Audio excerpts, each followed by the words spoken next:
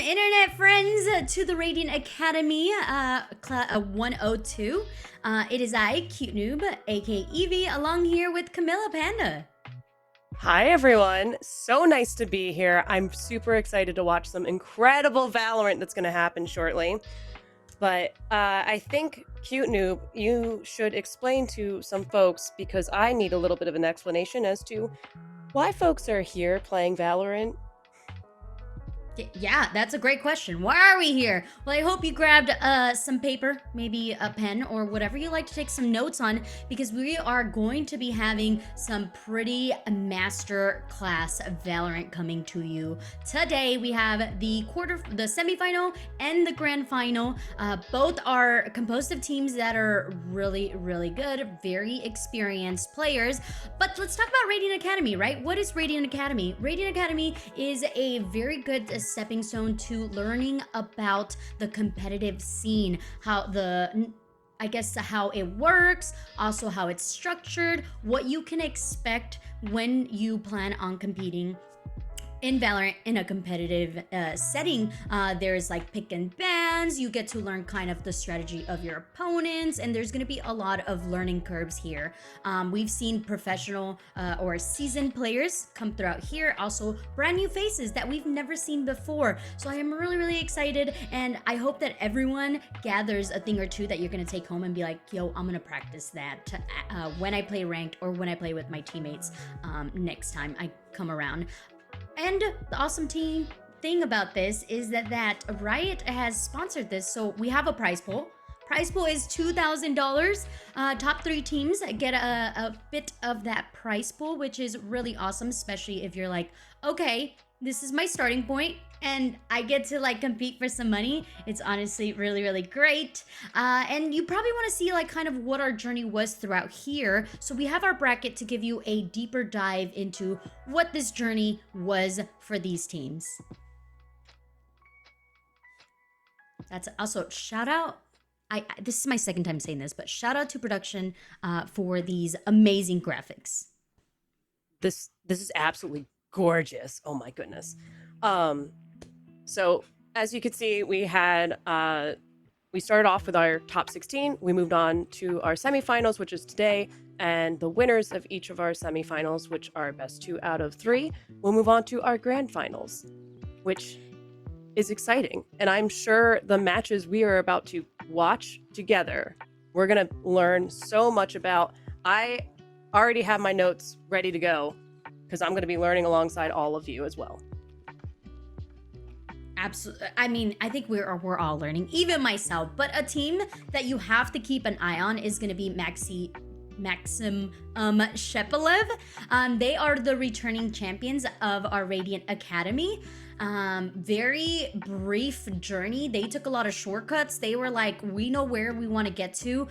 So they went from point A to point B pretty swiftly. They're going up against Tumama, which is a team that they actually went up against previously. They had a different name. They were named let me see if I can find it here.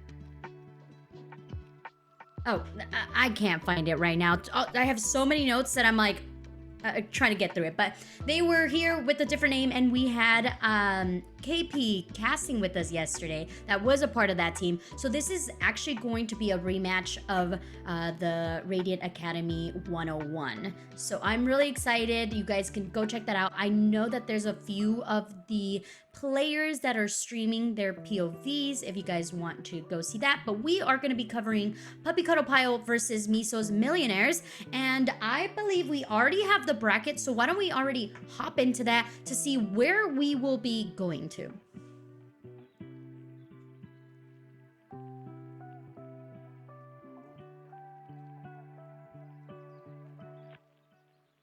Alrighty. Anything that sticks out to you here, Camila?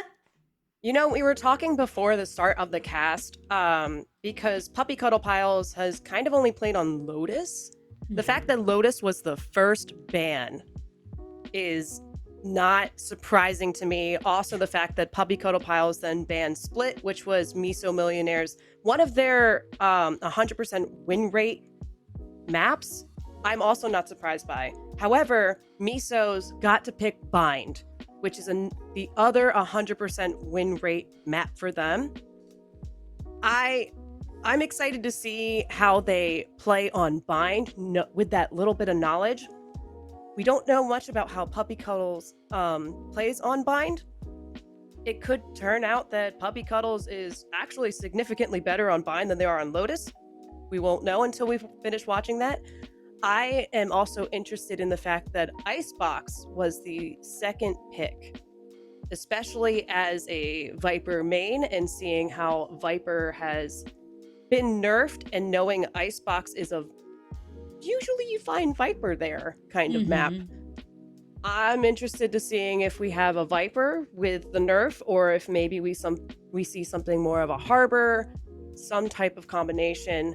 And then we have a Sunset ban, a Breeze ban, and then Ascent being the decider, which Mesos has banned Ascent before. Yeah, I think it's kind of like that map that you're like, okay, it's been around for so long, everyone has a strat for it, right? So if we do eventually get there, it's not gonna be the worst case scenario for either one of those teams. But I want to take it back to the fact that you were talking about Bind. And you were like, yes, this is a really great map for Mesos Millionaires because they've had really good success rate on it. I think that with the fact that we don't have so much information about Puppy Cuddle Pile, it makes me really nervous, just simply for the fact that we know that a lot of these players are very seasoned players. They've been throughout the scene for so long, so they do kind of have a strat. The one question I have about that is, are we gonna see the Phoenix? Because something that we know for a fact about Puppy Cuddle Pile is that they love their Phoenix and Raise combination. Like, they just must bring out the Phoenix nonetheless. So I think that Bind could be a okay map for Phoenix. So what are your thoughts on that? I would not be surprised if we see Phoenix, honestly, because it does make sense, especially since there are plenty of folks with strats. It's a long-standing map at this point. I feel like we're going to see the Phoenix on Bind at bare minimum. I'm also just really excited to see what combination they have of agents with the Phoenix. They don't really have like a big map pool, right? Like, or sorry, agent pool. Like, when we're looking at their games, not only did they only play Lotus throughout this whole tournament for the most part, they also like only swapped out the Chamber and the Deadlock. So it's like, who do you think they're gonna bring out here? I mean, on Split they did bring out a KJ, but it's like, if they stick to just the combination that they brought out on Lotus, it's like, would you take the Deadlock or would you take the Chamber? I guess specifically. Bind. Oh, yeah. Oh, that's a hard question, and honestly, I don't know. I have no, like, both seem like good options for either, like, I don't know what their plan would be at this point, because Deadlock feels like a agent that we rarely see in competitive play, which makes me excited to possibly see a Deadlock. But at the same time, yeah, we're so mind blown by this, because it's like, how did a team just simply play Lotus throughout most of it and then just go to Ascent? Well, we don't have to wait too long here, Camila. We're gonna get our answers right here, right now. Let's go to Agent Select.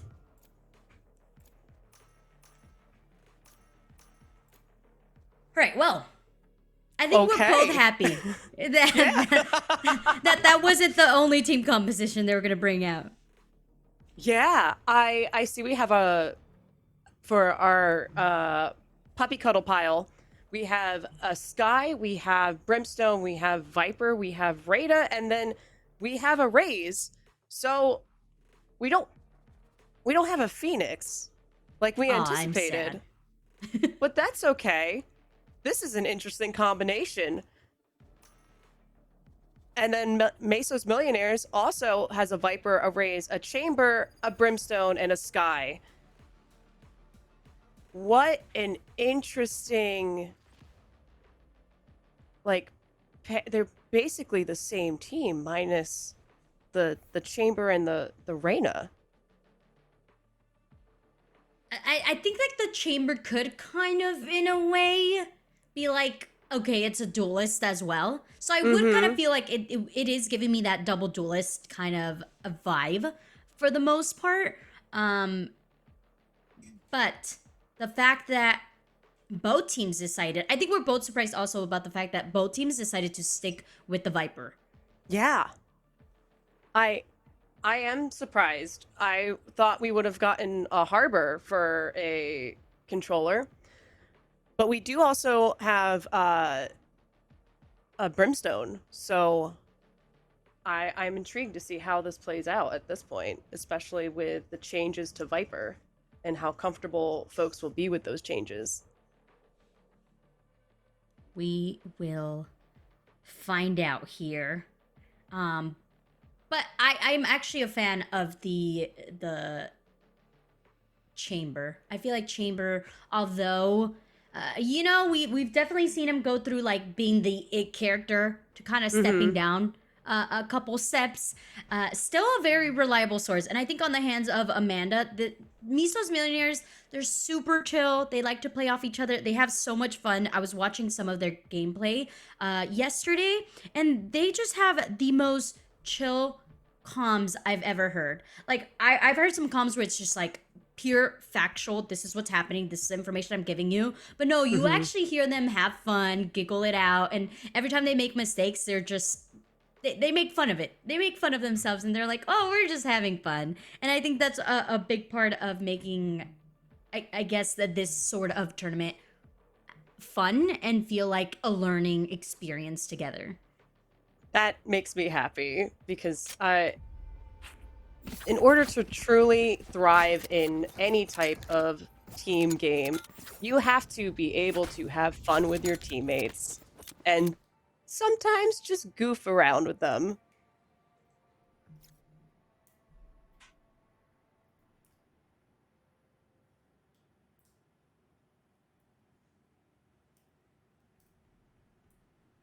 Well, it's taking us a little bit of time to get into here, but Mm-hmm. that's okay. We'll get there eventually. We get to hang out with you here and talk to you That's true. about how excited we are. I think seeing the Reina on being brought out here, Bunny B being the one to kind of be the leader on this. Do you feel like Reina is more of uh, a selfish agent? Like, what are your expectations here coming forth for Bunny B? I feel like Reina is self-sufficient. I wouldn't say selfish, I would say self-sufficient, where if they are the last player standing, they can figure a way out and not have to rely on their teammates because they can heal themselves, they can blind, they can kind of dominate that little area that they have. So that's my thoughts on Reina. I've I haven't seen much of Reina in competitive play. I know last year when I was looking up some stats just for VCTs, Reina was like the least picked character, I believe. Probably because they're very self-sufficient and don't quite need the team aspect of it. So I'm intrigued to see how they work together with the rest of their teammates and kind of utilize all of their abilities together, so that way they can coordinate and have a either really offensive front or try to take more of a defensive strategy with Reina potentially, depending on which side they're on. Yeah, it's interestingly enough, I'm looking at VLR, and it looks like Bunnybee has really focused on more of the initiator role. So to kind of swap out the initiator role Okay. for this like duelist role, how do you think that's gonna really pan out for them? I'm sure they'll get into the mindset where they're a duelist and not just an initiator, since initiators need to be able to initiate the combat or initiate the first touch point in a game. Technically, is what they should do. Doesn't always happen, as we all clearly know. But maybe we will see more of an initiator style with our duelist, which would be really interesting because then at that point it's a Leroy Jenkins and just go for it. We're going in, and not just saying that Bunny Bee's gonna be saying that. We're actually going in, folks. We're not gonna make you wait too much. As first round already going in, everything has been settled. Players are ready to go. And you talked about going fast, and this is exactly what we're seeing here for Mesos Millionaires. Although they do get stopped so quickly in showers. A little bit of damage being put forth into this smoke. But it's still a go here. Mesos Millionaires, they're not going to stop. They want to get onto this site. A cheeky little A-short wall, something that we've seen a lot of Fnatic do in the past, just to try to get some space. But Puppy Cuddle, they're rejecting any sort of aggression onto site. Although if you just are persistent and consistent, you will get some damage put forth. A 1-for-2 trade. Mesos Millionaires are currently at a player disadvantage and really wondering, where do we go from here? Oh, it looks like they are really committing on that A push at this point. Oh, yeah. So many trades happening A-short. The commitment, maybe not worth it there, Camila. Maybe not. Our attackers, you know, now they are on an eco round, which, you know what, it happens. That was just pistols. Sometimes you gotta just shake off a little bit of the jitters and then recoup. Maybe just get a feel for what your opponents are like. And they were fairly aggressive, so maybe we'll see them take a little bit of a step back, have a breather, and rethink their strategy. I see they're, instead of going through A, it looks like they're leaning towards B, and they're going to test the waters over at B site early, which hopefully they get some information. Maybe something will be different. We'll see Mesos maybe take this round based on the fact that Puppy Cuddle Piles could potentially assume they're going A site, but it looks like they're going to have enough info to make a pretty dedicated decision on B. Oh yeah, dedication and 2 eliminations. Getting themselves a Bulldog in the hands of Maple as well. Oh, but taking so much damage from the really quick site retake. Puppy Cuddle Pile, they're not waiting for anything. They are aggressing themselves onto the site, but things are falling apart. It's going to be Mesos Millionaires' take on B that really allows them to get themselves on the board. Look at that thrifty that just happened there. Okay. So this is... We thought it was going to be a pretty even match, and so far it's super early, but it feels like it's going to be a pretty even match, I would say. There. Would you agree with me? Absolutely. I think aggression, they're matching each other toe-to-toe. Mm-hmm. Yeah, and I see we've swapped back over to A site, so they've kind of... Maybe they'll do one to the other, try to get into some type of groove, and then throw off Puppy Cuddle Pile for Mesos Millionaires, but maybe not. It looks like Mesos is getting onto A site pretty quickly and already planting. Yeah, they were really aggressive, but still, with that aggression, they faltered a little bit. Annie keeps the post-plant lineup set up and eventually does come into contact with the last remaining Emilio, who is hoping that some damage is put forth. The Sheriffs now is the new motto, Camila. Every time you go on an econ, we see so many Sheriffs, and we did see 2 eliminations go down. Wait, make that 4? Puppy Cuddle Pile! They had it so near. It was within their grasp, but at least shuts it down. Those Sheriff...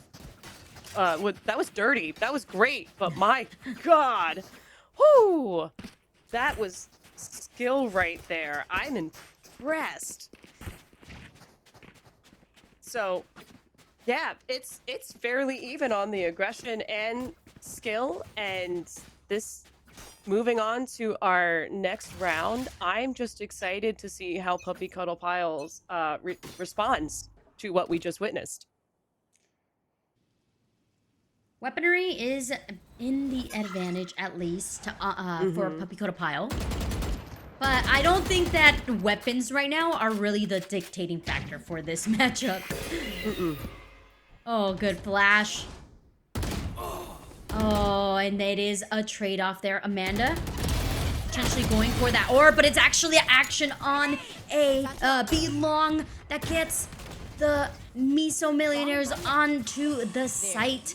They're able to get it and eliminate 2 of those players. The retake is coming in quick. We saw this before, Camila. They like to just go for the retake. They don't really so much respect the smokes that are put forth. They are just aggressive all throughout it. And they are trying to do so right now.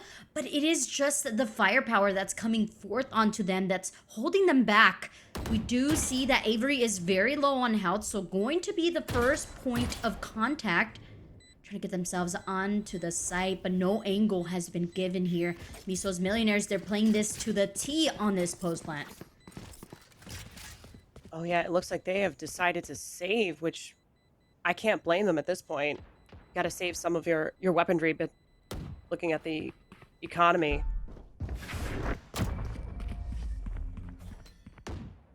I just want to point out that Raze had a beautiful clearing of B site in that round, utilizing a lot of their utility and just basically going, I'm here and I'm in charge of B site very quickly. That was very well done. Now, Mesos Millionaires, their economy's looking pretty good right now. Our attackers, they've got credits to spend. Puppy Cuddle piles, though, I'm getting a little nervous looking at the numbers. Yeah, if they do lose this, oh my. Okay, really quick orbital. Gonna send it onto site, and you talked about Elise just being like, I'm here. This time around, the same mint was cut short. And in response, now Malaya is saying, okay, you can do some damage, so can I. A little bit of a self-damage here just to give that extra bit of confidence. But Meso's aggression onto A short has been stopped twice now, Camila. Oh yeah, that was a flawless from Puppy Cuddle pile just now. Yeah, it looks like Puppy Cuddle's learned very quickly from the past couple rounds how Mesos Millionaires are playing and went, okay, good luck this time, and just shut that down quickly. So I'm thinking we're going to ping pong back and forth still between both teams, and this is going to be one heck of a matchup. We see the economy kind of getting a little bit better for Puppy Cuddle Piles after that win. We'll see what happens after this one. And yeah, that was quite the aggressive push. Liking the use of the raised boom bot right there. Just try to get some information to see if anyone is by A, even though Mesos Millionaires are leaning towards the B site, and they're doing a very quiet push up B that's very slow. Oh, but they get punished there. At least Elise is able to capture one before rotating over onto this A site. And you talked about it. It's the consistently clearing out angles that you are expecting your opponents to be at. Not really so much as just face value, but really utilizing your utility right there. Annie catching the double push out, but Annie now getting into some trouble with the teleportation of Malaya with the help. And that is exactly where the spike is going. Puppy Cuddle now getting the confirmation. A quick teleport. One thing we love about Bind is the fact that you can really just go from site to site with these teleports. Amanda, a very aggressive A-Haven angle, looking for a second elimination. Knows now that Avery is in halls, so is able to make that call out for their teammate. Playing it together. Meso Millionaires now trying to hold on to this post plant. It's going to be who finds one another first, and it is actually going to be Mesos Millionaires who find the first point of contact. Elias trying to bring out that ultimate. Actually goes down with it in hand, and you see Puppy Cuddle, they're just holding on to the spike. Meanwhile, Avery clears out Angel. Remember, nobody's a hero when they're crying for air. I think this is just a testament to how incredible these players are, because they are adapting to the playstyle of each other so well. And that's why we have such a even matchup here. They're learning and they're working together as teams to try to outdo the other team. Kill them. And I see we are back leaning B side again for Mesos Millionaires. No one's really over on A site by Mesos Millionaires. However, we do have a Viper ult out, which is going to kind of force Mesos to go a different path up to B site. But they do now have the knowledge that Viper is there. Viper needs to stay around that cloud at least a little bit. And that Boombot's going to tip off to Puppy Cuddle Piles where folks are coming from now. Yeah, the rotation kind of taking some time, although they do have that B long control. Welcome to my It is not in their favor as Angel manages to capture one, but Emiluo remains with the Viper's Pit intact. But in return, why don't we add our own Viper's Pit to the mix? Orbital Strike is well invested. Puppy Cuddle Pile, they're like, if there's a problem, we just gotta throw utility at it. And so far, right now, it is paying out in their favor. Kitten looking for one more, looking for the Viper. The Viper just hides in their own pit. And it's down to Emiluo, the last player remaining here. Goes into the Viper's Pit. Shorty in hand. Goes straight into the hands of Annie. I respect the shorty play. I respect that. That one could do quite a bit of damage. Now, we have a couple of folks with various weaponry, so I'm intrigued to see how this plays out for Puppy Cuddles in this next round. We're 3 to Puppy Cuddle Pile, 4 to Mesos Millionaires. I'm still on the ping pong. This has been great watching both teams. It's back and forth. Mm-hmm. I guess the real question is, like, where do they get the upper hand? Or how is the upper hand maintained? Because, yeah, we're seeing it back and forth. So far, Annie allowing for this to be the case here for Mesos Millionaires. Gets the pick off of Long, and then allows for the rest of Mesos Millionaires to just swarm out of Hookah into the site, leaving Puppy Cuddle Pile with just 2 team members remaining, trying to retake the site. And it's looking more like they want to take their time. They are going forth into this elbow where they're going to be met with 2 players of Mesos Millionaires. Annie, the first point of contact, and the trade trying to happen, but instead it's going to be a bail on the site for Elise here.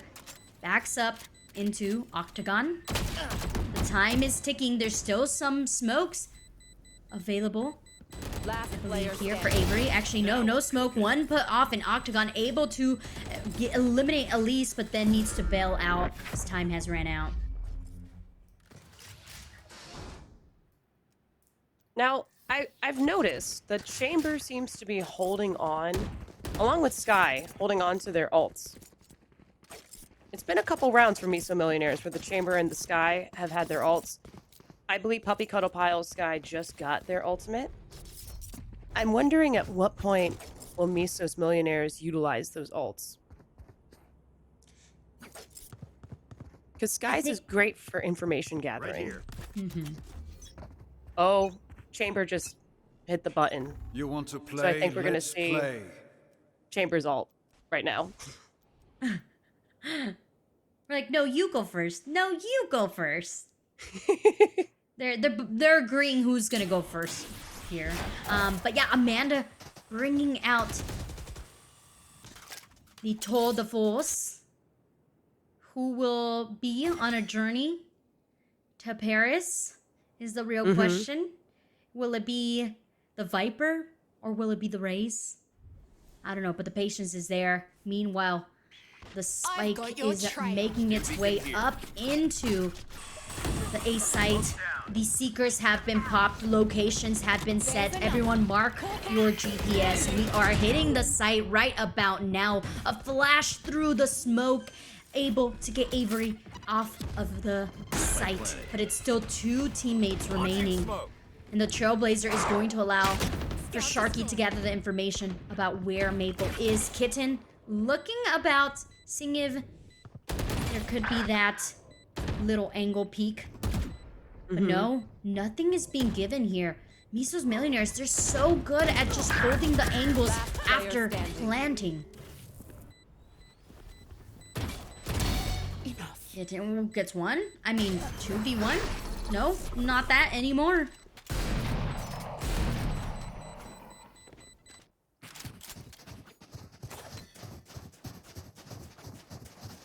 Are we gonna see a 3-9 curse? There's a possibility.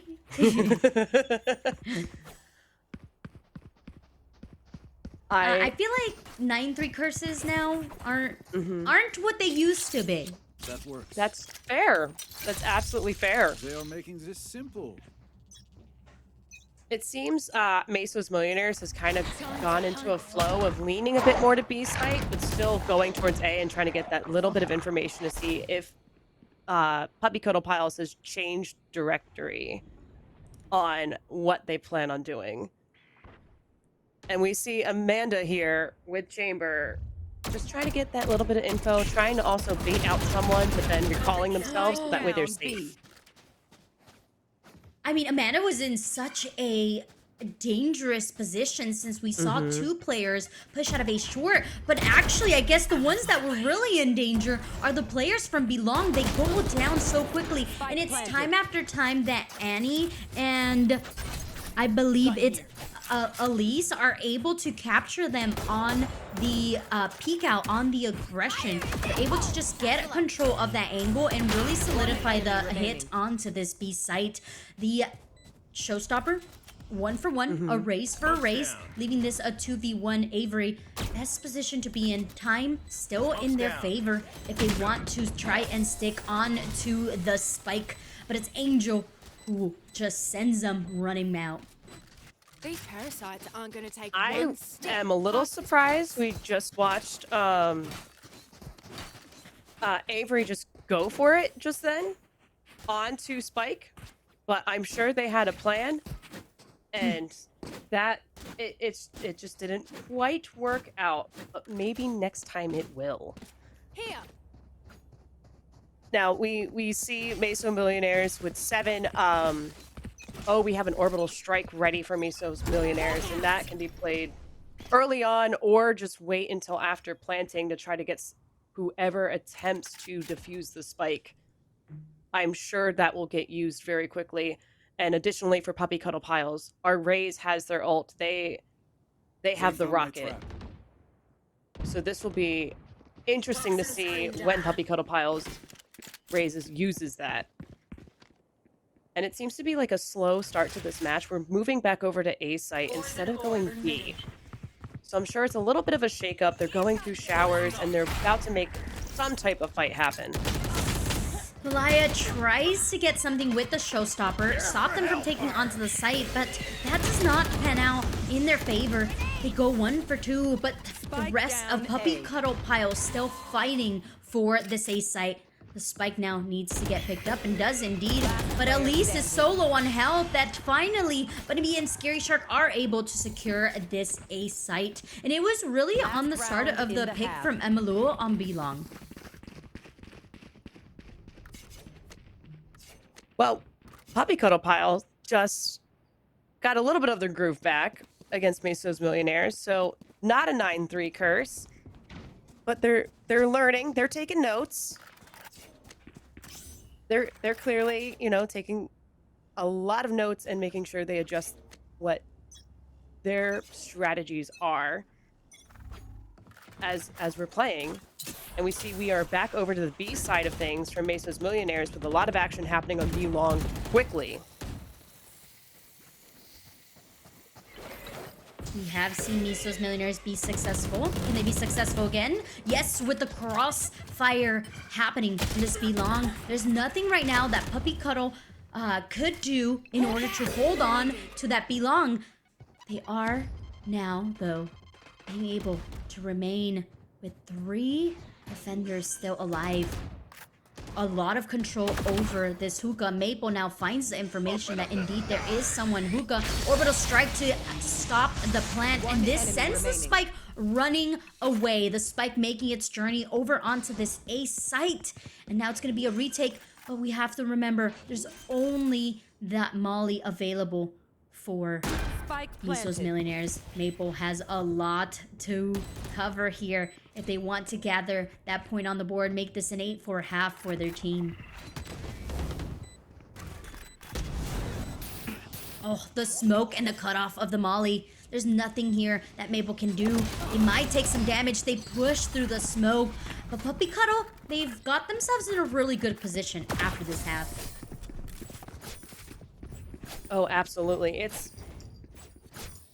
Those situations are really Switching tough when it is a sides. 1v3, but you know, we now have swap sides. Now Puppy Cuddle Piles get to show off their attacking ability. Mesos Millionaires showing off their defender ability. It's back to a pistol round. Hopefully teams can shake it off, players can shake it off, and just put on the best performance they can at this point. Cute Noob, has there been anything from the first round that really stuck out to you?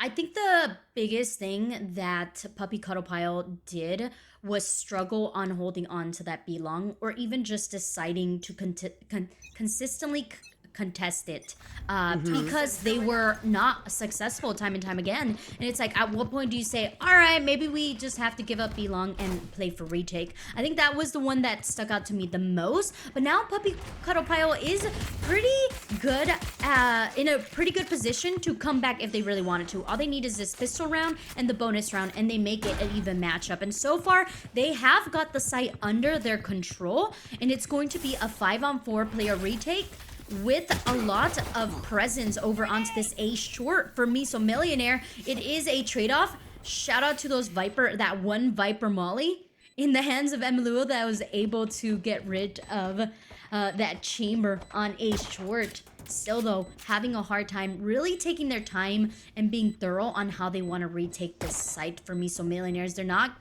really finding any sort of leeway into it, so they just gotta go in. Annie finds one with the ghost, looking for some more, but 3 players in halls is making it that much harder. The time is ticking, and there's not gonna be enough. Puppy Cuddle Pile is going to get that point on the board. Oh, that was down to the wire. Woo! What a start to the second half here. I'm super excited to see how the next round goes after that exciting show from both Puppy Cuddle Piles and Mesos Millionaires. You could tell both teams really want to win this one. Especially this being the map choice of Meso Millionaires. It's like, if Yeah. we can win our map pick, like we're feeling good about the second one. Toxin screen down. Enemy down. One thing I learned about KP yesterday was the fact that if you are on a econ round, then you know that someone's gonna get aggressive, and you gotta hold for it. And Emiluo was ready. Unfortunately, the second shots didn't quite connect the way that they would have desired them to. This being a 3v4, still Puppy Cuddle Pile hitting that A site once again, not going and digressing onto that B, not wanting to know what's going on in the B. Instead, this is gonna be a post match. Avery getting a little anxious, saying, okay, maybe I should just push, just in case. And indeed gets rewarded. Maple with just a classic goes down pretty quickly. I feel Puppy Cuddle Piles is pretty comfortable planting on A at this point. I see they're leaning towards a B push though, and we'll test the waters there, possibly. Or maybe just throw off everyone and go back over to A, because they go, A's working. There's that So- saying, if it ain't broke, you don't gotta fix it. So you That's just keep true. doing it. That's absolutely true. Viper with the lineup quickly at the start of this round, and we have a lot of action on A side. It looks like Mesos Millionaires was prepared for Puppy Cuddle Piles on A. Spike down. You gotta play with aggression. That's what One worked for enemy them remaining. over on the attack. So you just gotta stay consistent with it. You know that your firepower is working in your favor. Your aim definitely looks crispy clean if you're Maple. So why not just meet them with that same aggression. You're up. Stay safe. You're going back in. Gotta match energies with your opponent. That's sometimes the best way to win. So now that Puppy Cuddle Piles has lost a round on A site, I am not surprised we're seeing the B lean again. They may go back over to A at the last minute. I'm not expecting the B push, but as the timer ticks down, you know what? It looks like they are actually going for it. We've got one person over on A for Puppy Cuddles as well, just to get a little bit of information. However, Mesos Millionaires is kind of, from the looks of it, expecting that A push. The one thing about Puppy Cuddle Pile's team composition is the fact that if they were not watching their backs, they could get flanked. We did see Elise being like, "Ooh, there's no one here. There's like not a lot of sound. Maybe I can flank it out." But instead decided to retreat. Now, retesting the waters, pushing forward here, creating some sort of spacing for their squad, but they are met with Bunny B. Beautiful spray transfer onto Amanda, and both of the players now from the A site have been eliminated. It's going to be a little bit of a harder retake, especially being that both of the players of Mesos Millionaires are spread out spread out. Yeah, we'll see if they can get a flank as the last player standing, but I wouldn't be surprised if they just save this round. It would be a 1v5. That's pretty difficult at this point, especially with Spike already down. I wouldn't blame them for just waiting and just making sure no one comes to go find them. So That's a pretty weapon. it is I like that pretty. one. It is a very pretty skin on that gun. Oh my goodness. So at this point, I feel like we may end up in overtime based on how both teams are playing. Oh, and right at the last minute, they find Sky and go, nope, you don't get to keep that weapon this time. Yeah, trying to keep that economy low. I mean, look at how much money they basically don't have anything. I know. Oh, this is gonna be a save round, and maybe we'll see another thrifty from Mesos Millionaires. But the economy's looking a little rough right there, and we're 8-8. Yeah, not quite where you want to be. Oh no, But not like you said, not one bit. there is that potential. Really quick information gathered onto that belong from that guiding light, but still, Puppy Cuddle Pile, they wanna hit this B site. They were successful before, just getting a pick and then rotating, so that might be kind of what they're looking into. We do invest the showstopper onto the site, but nobody's home. Nobody wants to be connected with that ultimate. Malaya, though, gets so much space, and that's not even where Meso's going. Meso said, we are going through hookah, and we're just gonna caress. Now, this elbow control needs to come in clutch, and unfortunately, Meso's players are not able to sustain on to that elbow. The retake now happening, the poisonous cloud to help, but an orbital strike also in return for Puppy Cuddle Pile, and it's all on the utility that allows for them to finally get the lead. That was a beautiful orbital strike right onto Spike as soon as they heard the defuse start to happen. That was wonderful. And we see Reyna has their ult on Mesos Millionaires. Raze has their ult, so we have another showstopper that could pop up this round. And the economy is still looking a little scary. Just a little bit. Yeah, I mean, they're kind of pushing to go for it, though. I mean, even with the light shields, they're like, okay, but we need to do something. We can't already start falling off so quickly. Right, and it looks like Puppy Cuddle Piles is going back to where they're most comfortable, and that was A site. Getting a pick pretty quickly and still getting more information gathering utility out there. Oh my. Everything is being thrown out here to Annie and still remains alive. Spam through the box. eventually does go down to just a satchel. That's a feels bad. You're like, I'm staying alive for so long, and I finally go down. And time again, Camila, we're seeing Meso Millionaire just really give off those first bloods and also lose player advantage really quickly. Yeah. Oh, absolutely. I guess it's a bit of the trade-off of trying to make sure that you're the aggressor and then also, unfortunately, just kind of losing folks a little too quickly. Maybe if they played a little slower, took a deep breath and let puppy cuddle piles come to them, we could see a little bit of a change, but also it's been kind of working. So why change if it's been mostly working? We see Chamber fired off a shot, not making a connection though, and attackers take that round, getting them to 10, while Mesos Millionaires are at 8. I see we have our Reyna ult is still ready. Viper's hit for both teams is up. So that could potentially cut a team off from getting to the site or just completely cover the spike and give it a little bit of a veil of protection. Chamber is ready with the Tour de Force, and our Raze still has the Showstopper. So this could be a pretty explosive round when it comes to utilizing ults. Could be is the big asterisks words right there. And we see Puppy Cuddle Piles is taking this one a little bit slow. Yeah, Leaning towards... Right here. Stim beacon down.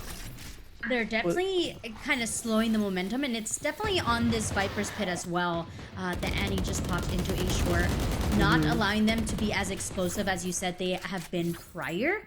But I also want to give kudos over to Amanda, who has taken so much space over onto this A short. Unfortunately, though, Amaluo is exploring the rest of the map and does indeed catch Amanda looking at the wrong place.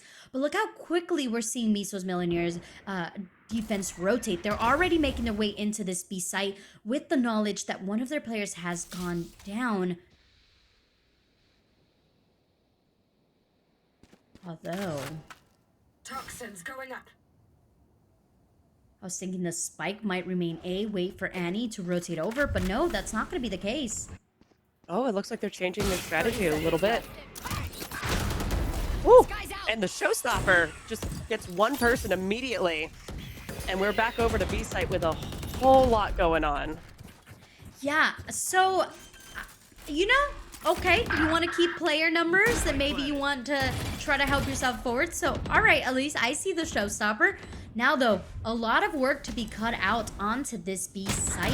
Angel getting some spacing into the elbow. It is a 1-for-1, so eventually makes this a 2v2. The angle being held here by Malaya is quite interesting, but though does get traded out. Oh, the pain shells were thinking about hitting that back sight, and after the peak of the shoulder there happening, is invested, but Avery just jiggles their way through tunnel and manages to get 11 points on the board for Puppy Cuddle Pile. Now, this is interesting because this was a map that Mesos seemed to have been more comfortable on, but Puppy Cuddle Pile, because we've only seen them on Lotus this entire time, seems to be very comfortable on Bind right now. I am intrigued as to Mesos' response at this point, because they clearly need to do something a little bit different as they're getting overwhelmed right at the start. I mean, that was different, Camilla. You said do something different.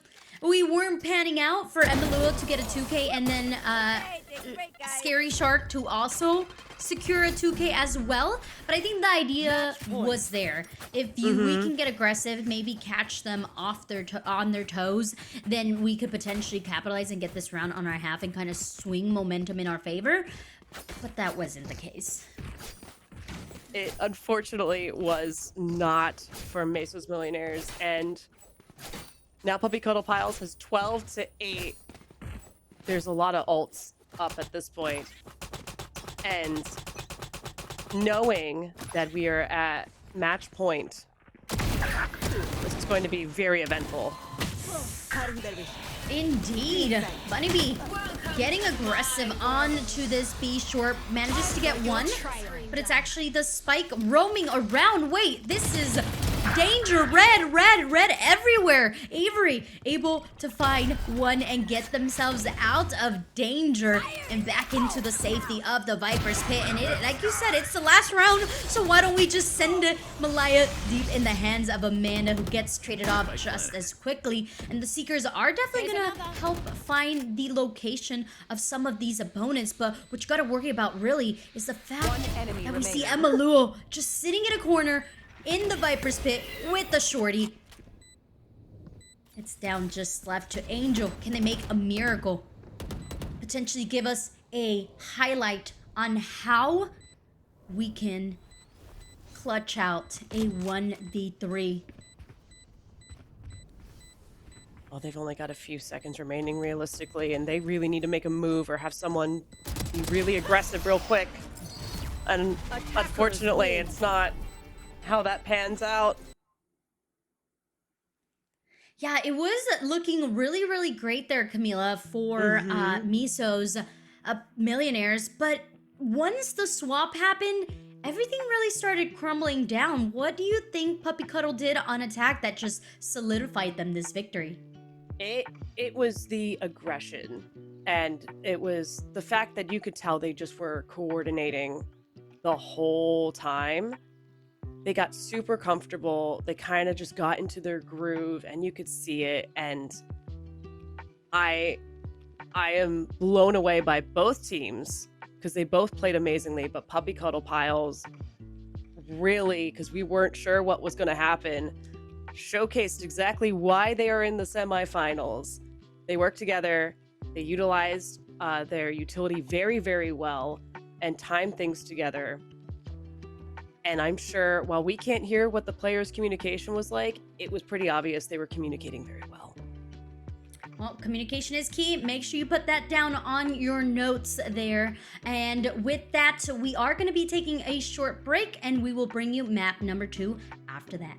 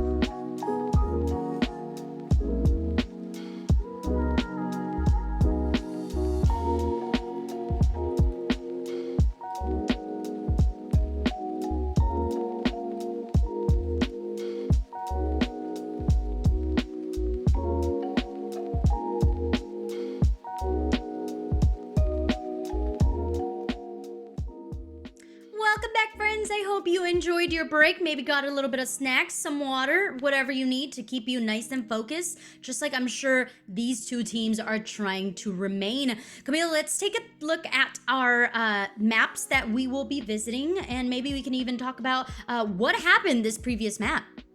Yeah, so our next map is Icebox, which is one of my favorites. And we saw on Bind, we saw the Vipers on both teams. Maybe that was just a warm-up for Icebox because Viper is very much considered a necessity on Icebox. And this is Puppy Cuddle Pile pick compared to Mesos Millionaires pick of Bind. And since Mesos did not win their map pick, I'm intrigued to see how or why Puppy Cuddle Piles picked Icebox. Yeah, we didn't. Oh, go Yeah. ahead. Sorry. Oh, you're good. But yeah, I'm very intrigued to see if possibly Mesos Millionaires takes this one. Just because then we would go to a third map and that would be Ascent, and I kind of want to see that happen personally. But also with such a strong showing on Bind, and Icebox also being a long-standing map, even though there has been some changes to it, I feel like maybe Puppy Cuddle Piles is secretly very, very, very comfortable on Icebox compared to the Lotus we were seeing them frequently on. Yeah, it's hard to believe that they are not comfortable on a map right now because of how confident they looked, even when they were down 2 rounds. Like, regardless of the fact that they were down, they were still being aggressive. I mean, I was like, hey, maybe like you don't peek B long anymore on Bind because you're not succeeding. But I think it's like that consistency and that confidence that's like, no, this time I'm gonna get it. This time for sure I'm gonna get it. Is what really kept them in the game and what it kept them being persistent in the most part throughout that attacking half for them. Now you talked about Viper on Icebox, and from just previously looking at Mesos Millionaires, they do happen to bring out that Viper, but are you ready for this? They also bring out the Deadlock. Ooh. Oh, this is going to be exciting. I really want to see the Deadlock wall basically deny folks entry to a site in some way and forces them to go the long route around. That's what I'm looking forward to. Or the combination of the Viper Pit and then surprise, there's a Deadlock wall. Good luck. It's just there.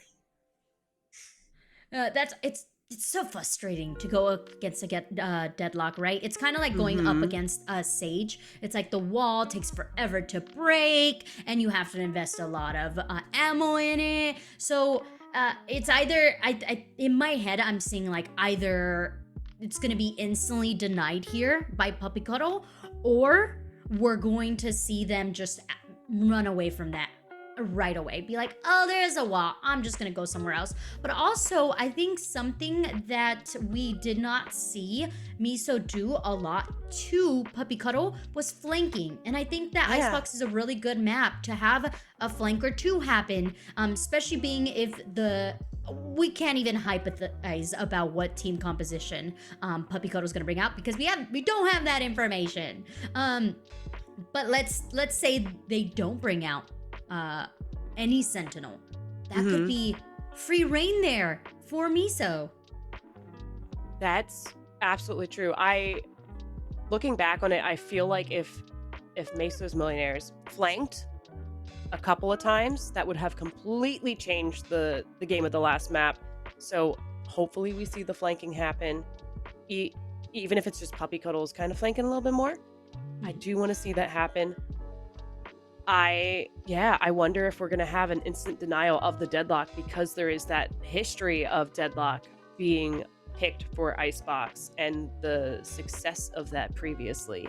But also, who wants to deal with a giant wall and the sonic sensors?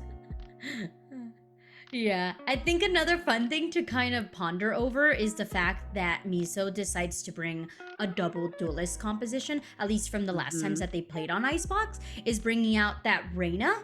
I think you had talked about how self-sufficient Reina is, and I love that you saw it that way. I'm like, yes, that's so true. I'm over here being like selfish, bad, no, only taking care of themselves. But I love that self-sufficient can take care of themselves. And I kind of want to get your idea of how you would hypothesize Miso's being on attack and being successful to make sure that they potentially take this map. Yeah, especially if because Reina was on Puppy Cuddles. So I if we see a Reina again from Puppy Cuddles, I would one be surprised, and two, also as Mesos probably try to pick on Reina just a little bit because of the self-sufficient aspect of that agent. Because you know that they could stand their ground. They don't need to bounce off of other agents' abilities. Maybe just if they are a very aggressive Reina again, just boop, that's our first target, and then try to, based on whoever anyone else selects, go from there. Because it's Icebox and there are some standing agents, and maybe it's best to go for the Reina and then go for the standing agents and then just kind of see where others fall. Or maybe just whoever is just showcasing themselves as the aggressor, trying to make sure that they are denied the ability to be aggressive this entire time. Well, the cool thing is we have Agent Select ready for you, so let's see what we are going to be seeing throughout this Icebox. Reminder, this is the semifinals, one of our semifinals. The other one is on its way, and then we will bring you the grand final after this. So this is either Puppy Cuddle solidifying themselves for that grand final, or Miso taking us on to that map number 3. Yeah, and we talked about Deadlock, and it looks like our chamber from last round, Amanda, has decided to go Deadlock. And we have a Reina as well from Meso Millionaires. We have, of course, the outstanding Viper on both teams for Icebox. Not surprising there. We have a Jet and also a Sova from Meso's Millionaires. Puppy Cuddle Piles still deciding. Scary Shark 32 still deciding on who their agent is going to be. They solidify that to be a Jet.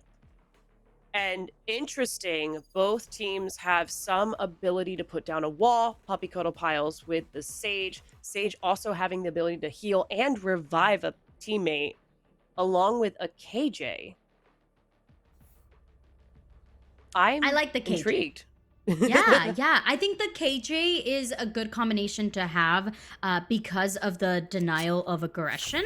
Also, Ooh, post yes. plants. We're going to see a lot of post plants coming out of Puppy Cuddle Pile with the Viper, with the Sova, with the KJ. I mean, I feel like Mesos is going to have to flank. If you're not flanking to get rid of those post plant lineups, they're gonna have a really hard time, but they don't have to worry about it for now, especially since they're starting off on attack. Yeah, they now just have to worry about Puppy Cuddle Piles flanking them. But we see there's Viper walls already placed. It looks like Meso's Millionaires is leaning towards that B site push, with our Deadlock getting a little bit of information on A site. However, Puppy Cuddle Piles full aggression on mid right now, breaking off to B site. It looks like they have a sneaking suspicion that no one's really at A. Oh my, Annie with the 3K? Here.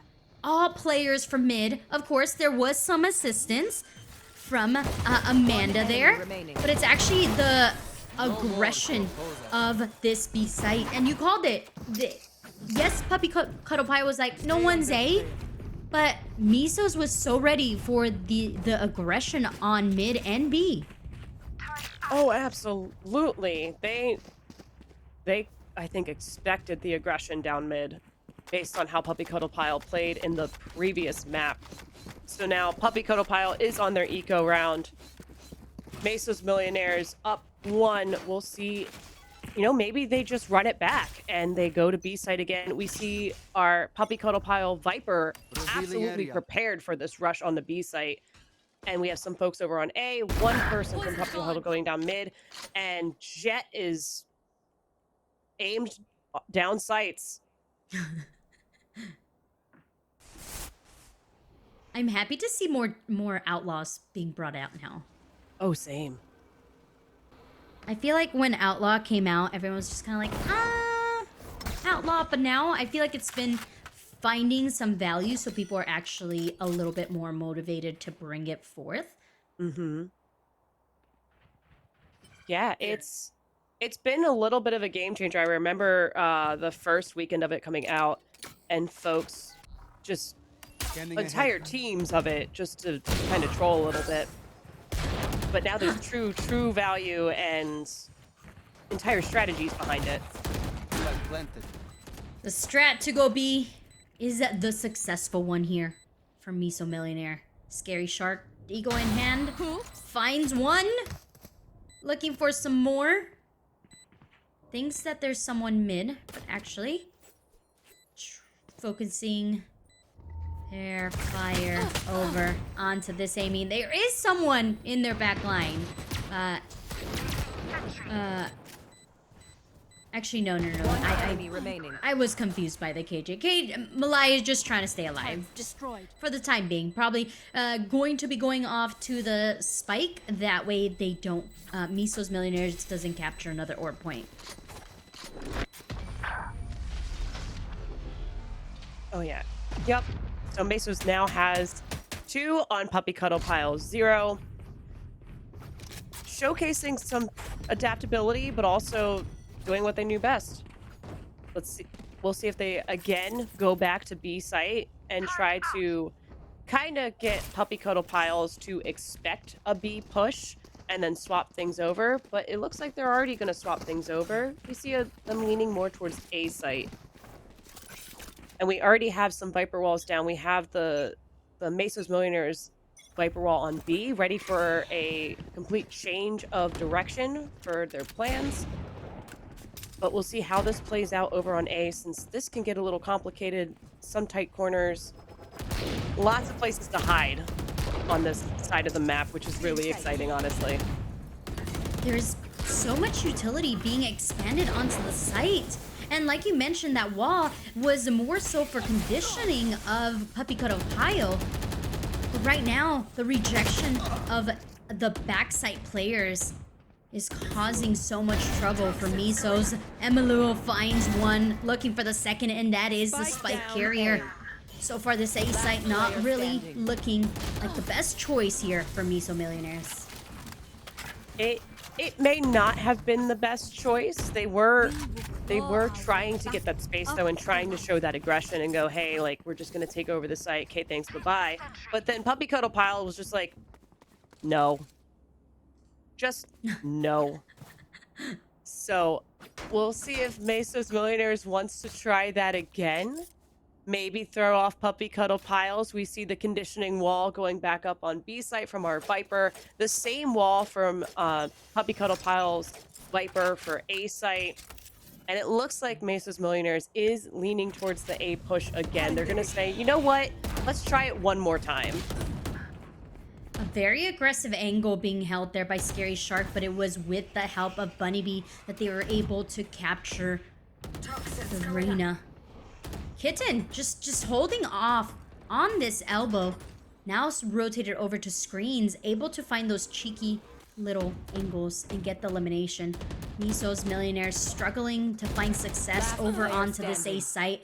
Just simple rejection, like you said. It's a no. It's a, you can't come on to A site. Now, I just want to point out our Viper is not on A. They're leaning towards B. It looks like they might actually try to see if anyone's on B site, which is a little surprising. I feel like they should be trying to flank our defenders right now. Oh, and they went and got that orb, and now they're going to go for that flank. Can they actually get it? They had one pick off. So we'll see if they can manage to catch our Killjoy.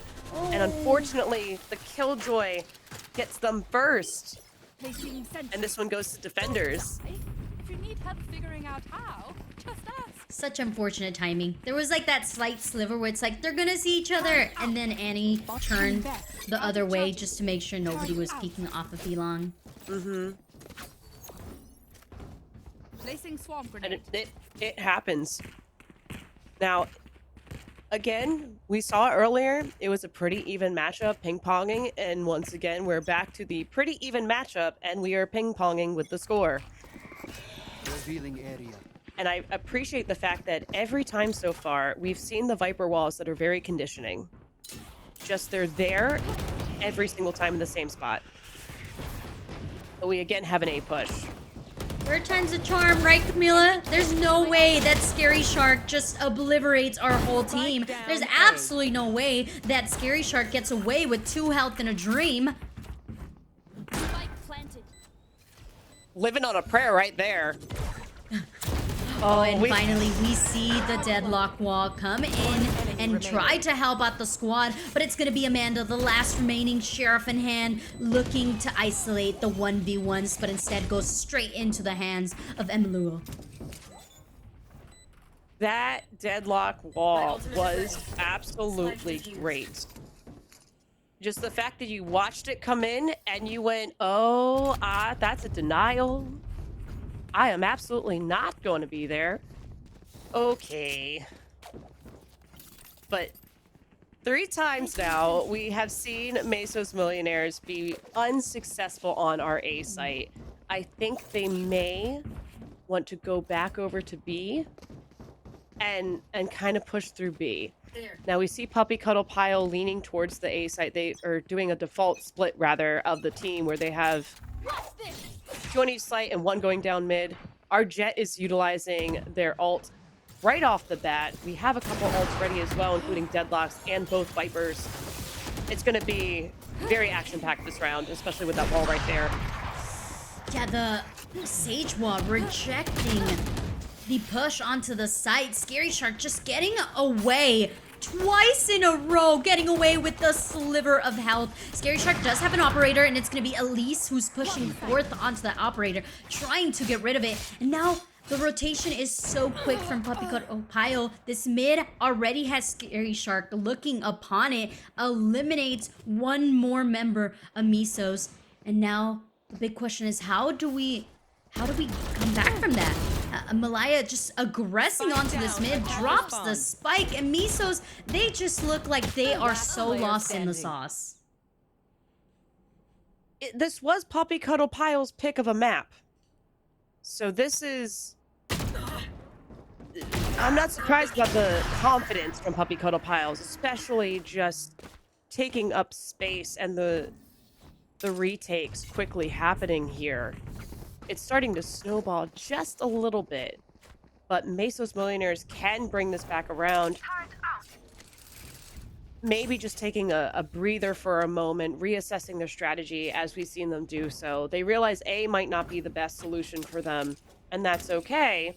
Maybe the answer is going to be B again, but we did just see them, you know, lose on B site. It's not quite panning out as I'm sure Mesos Millionaires was hoping for. The one silver lining is going to be the pick of Emiluo over onto that A site. Yes. We see Deadlock finally getting rewarded for that lurkin. A little bit of time and time again. Now, not having your Viper in the mix is going to make it a little bit harder, since you do sometimes can rely on that poisonous cloud. We invest our showstopper. There is a lot of ultimates on either side, so we're gonna expend 2 of Mesos Millionaires. We have the Viper's Pit. Why not throw in the Deadlock ultimate as well? No one was caught, but at least you have the numbers in your favor.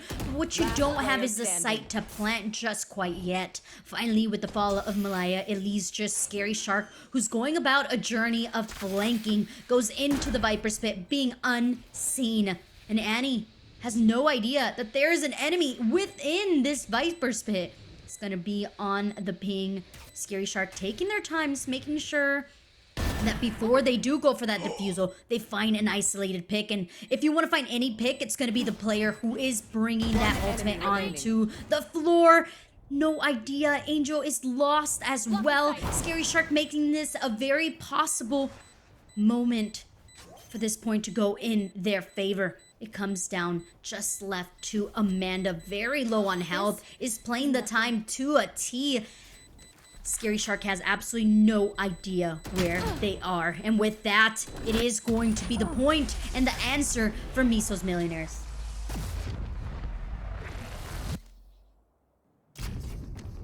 Oh, the fake out, just trying to lure out Deadlock had me like on the edge of my seat the entire time. And I will say one of the concerning things is the fact that there was so much ult spent to get that point.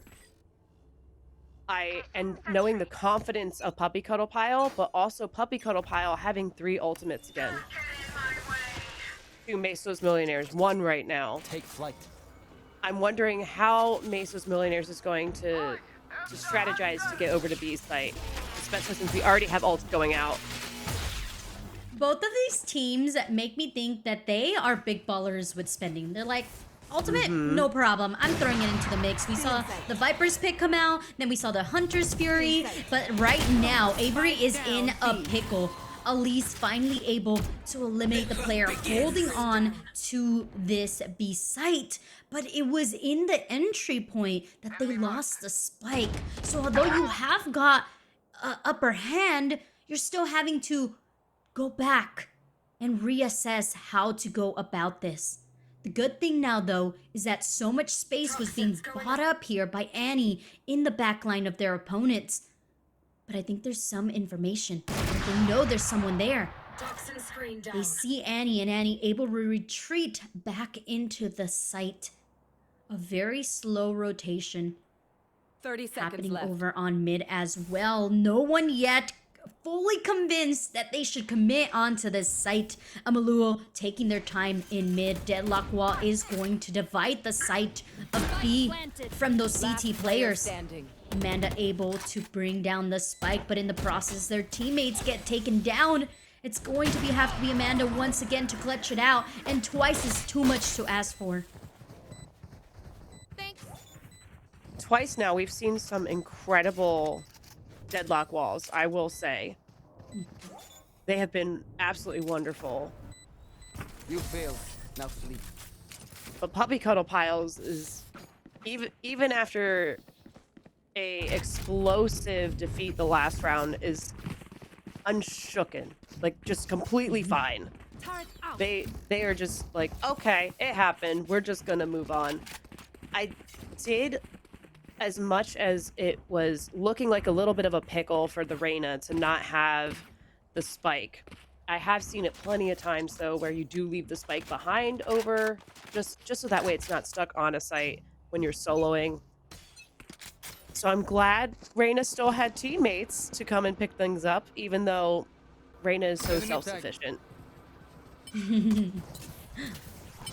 Don't need no help from nobody. Okay, well, Mesos needs some help right now. We're gonna be real. Meso needs a lot of help because Emalu is just firing on all cylinders. Able to get 2 before eventually getting traded out, but still, there is always a teammate there to help out. And Puppy Cuddle Pile, they are doing a phenomenal job at sticking together. Absolutely. Now, Mesos does have an additional problem now. If they do get on the site and they do end up planting, our Killjoy has their ult, and Killjoy's ult just takes up so much space on a map and makes that space for their team. They could even just be completely denied an entire site after doing all the hard work to get over there. So I feel like we're going to see that KJ ult drop at some point. I'm not sure when, but it's going to really, really hurt Mesos Millionaires. Wait, ain't no way. Camila, they saw the operator in the hands of Scary Shark and still said, we're going for it. We don't care. And good on Scary Shark to capitalize on that and punish. But the tide has turned. Mesos aggressive, gets onto the site, and now is able to really capitalize on it. Deadlock's ult connects with one, but it is with the help of Emiluo that their teammate remains alive, at least for the time being. Emiluo actually making this very possible for Puppy Cuddle Pile. One enemy It's remains. down to Angel, finds one, looks for the trade-off on Bunnybee, but it's Bunnybee who ends up getting the last elimination. So not only got saved from near-death experience, but then was able to clutch it out for their team as well. Oh, yeah. Amazing teamwork just then. You could tell there was communication and a set plan of attack, especially knowing it was 2v1. Now, little nervous looking at the economy for Mesos Millionaires. It could be worse. So, it could be worse. But we're seeing some light shields. And we're not seeing too much extra to spend either. Compared to our Puppy Cuddle Pile with thousands of credits in their back pockets there. So as I like... Oh, okay. All right. yeah, all right. First was go a for warning it. shot. Just a warning shot, no problem. I was gonna say, all I could think about is the little character sitting in the kitchen with fire around, and is like, everything's fine. Everything's fine. fine. Dead fool. Yeah, so far right now, Mesos, you're not okay. Everything's red, firing red. At least you do have your deadlock taking up a lot of space over onto a Spike main. down A. But Avery, just already very aware of the positioning, and Angel's the Enemy last down. remaining. Not ready yet. Finds two, looking for a third. Oh my goodness, how? Okay, able to get that. I don't know, maybe this is an ace and Meso's chillin', big chillin'? I mean, this could be the first ace of the day. On stream, at least. But yeah, it looks like they just took two folks 30 down. seconds left. They have to go all the way over to A site, though, to pick up the spike. But to their advantage, Puppy Cuddle Pile is over on B, trying to find them. Eventually, they have to realize they need to move to A site, especially when they hear the spike get planted. Scanning ahead. And I have the spike is spike. completely 10 open seconds left. and to be planted with 10 seconds left. They can absolutely plant this right now, and they do so. And now they just have to sit and wait. But look, it's now a 3v1. It is indeed. We do have the Hunter's Fury, which is going to help out with this post plant. Angel holding off the angle, looking for one. Does indeed connect. The shots, though, not quite finishing it for them. And it's going to be Puppy Cuddle Pile. The whole transition of, hey, yeah, there's two of us alive. I also have the resurrection, so why don't we make it 3 alive to just secure this round? That is on experience there. That was a beautiful use of the resurrection, honestly. Like, you want to save that for a vital moment where it can absolutely round make before or the break you getting that round. We lose it anyway. So, shout out to our Sage player for that one. Now, we are about to swap sides. Our Killjoy still has their ult. They've been saving this the whole time. Additionally, our Viper has the pit still for Puppy Cuddle Pile. So if you split the two up, put one on A site, put one on B site, you can get a lot of space that way. While Mesos Millionaires, you know, they only have 2 to choose from for this map. And it looks like they're leaving their spike behind to gather that information before they make a final decision, because it's been rough on both sites for Mesos Millionaires. We might see a 9-3, we might see an 8-4.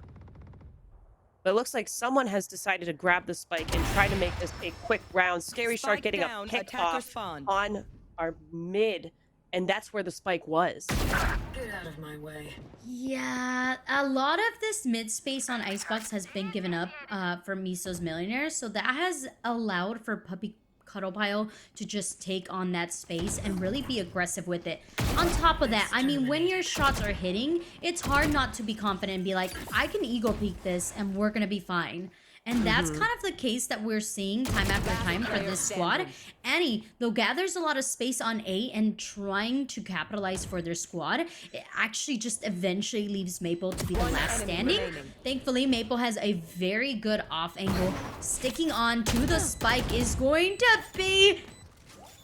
Like AJ just pinging on. It is halfway through, and Malaya just quickly taps on the spike, uses a rope to their advantage, and repositions, and manages to get that 9th point on the board for Puppy Cuddle Pile. The use of the zip line just now to do a switcheroo and just suddenly flank was wonderful. I was not expecting that. I'm sure the other team was not expecting that either. That was very, very well done. Now, we are back to our pistol rounds. Things have cleared off. We now get to see Puppy Cuddle Piles as the attackers, Mesos Millionaires as the defenders. And you know, maybe Mesos Millionaires they're more comfortable defending this map. That's absolutely an option. But what I find interesting right now is we see our Viper walls looking exactly the same as they did previously. However, Puppy Cuddle Piles has decided to be very aggressive on our A push. Yeah, also the quick deadlock wall over onto the B, but it's actually Elise who's just putting W key to full play. Comes out to a disadvantage to Mesos Millionaire, because they do lose so many players and also allow for the quick rotation to happen over onto that B site with how much space we see gathered here by Malaya. Yeah, and you know what? They made the quick decision of maybe A isn't actually worth it, and they went over to B. Very, very quickly. They are losing some of their players in trade-offs and everything, but it's still 3v2. Okay, something that I want to put out there is there is 2 players of Puppy Cuddle Pile who are actually just 1 player who is very, very low on health. So that makes it 1 less, right? No, that's not the case. Never mind. Look, every Valorant game can go either very, very, very, very, very incredibly fast, or sometimes it's just the slow and methodical routes. And I think we're seeing a good mixture of both. However, Puppy Cuddle Pile, you could tell they've been practicing. You can tell there's a lot of communication. They're just straight up going for it. And I appreciate that this time, instead of going that A, they are leaning towards that B site from the start. Just, you have your Viper wall down. There's a little bit of stuff happening on mid and just immediately into action. Oh gosh. Puppy Cuddle Pile said, attack! And attack they shall. They're just going for it. No fear in sight. They just want to get through this series and secure themselves onto the final, and it's looking bright. We gotta be honest, it's looking so good. Their aim's looking good, their aggression, Annie trying to sustain to that, but no, it's so much firepower coming out of Puppy Pile Cuddle that there's not really an answer right now from Mesos Millionaires. You know, Puppy Cuddle Pile sounds like nice and cute and like a adorable name, but these puppies got teeth. Jeez, they are aggressive little puppies. If you had to pick a puppy, I guess a breed, what would you say they would be? Oh, aren't like Chihuahuas the aggressive puppies or the most aggressive dogs? Got him. Yeah, but okay, this is gonna be very controversial, but I personally don't like Chihuahuas. Okay, fair. But they are very aggressive, and I guess they could be cute to some people, to be fair. They're tiny and adorable. They're just ferocious. I would say if I had to pick one, it would definitely be a bulldog. Just like the bulldog we see in the hands of Avery, able to capture 1. The spike, though, has been dropped. And there is a number advantage here for Meso Millionaires. Finally, things looking out. Scary Shark manages to get away from the firepower. Last player It's down to standing. Emiluo, who's down on the site. Had the spike in their possession. But Scary Shark is the last remaining for this squad. Although, I just say Scary Shark, but it's in the name. They are scary, so they are able to clutch this out. Scary shark, do do do do do do. 30 Sorry, I seconds had left. to. I love it. I thankfully have not had to listen to that song quite a lot, so I'm not one of those people that's annoyed of it quite yet. Yeah, I've heard it more than I'd like to admit. But it looks like our scary shark has doot doot doot doot and a little too much, and has unfortunately been taken out. And we're at 11 to Puppy Cuddle Pile to Mesos' 4.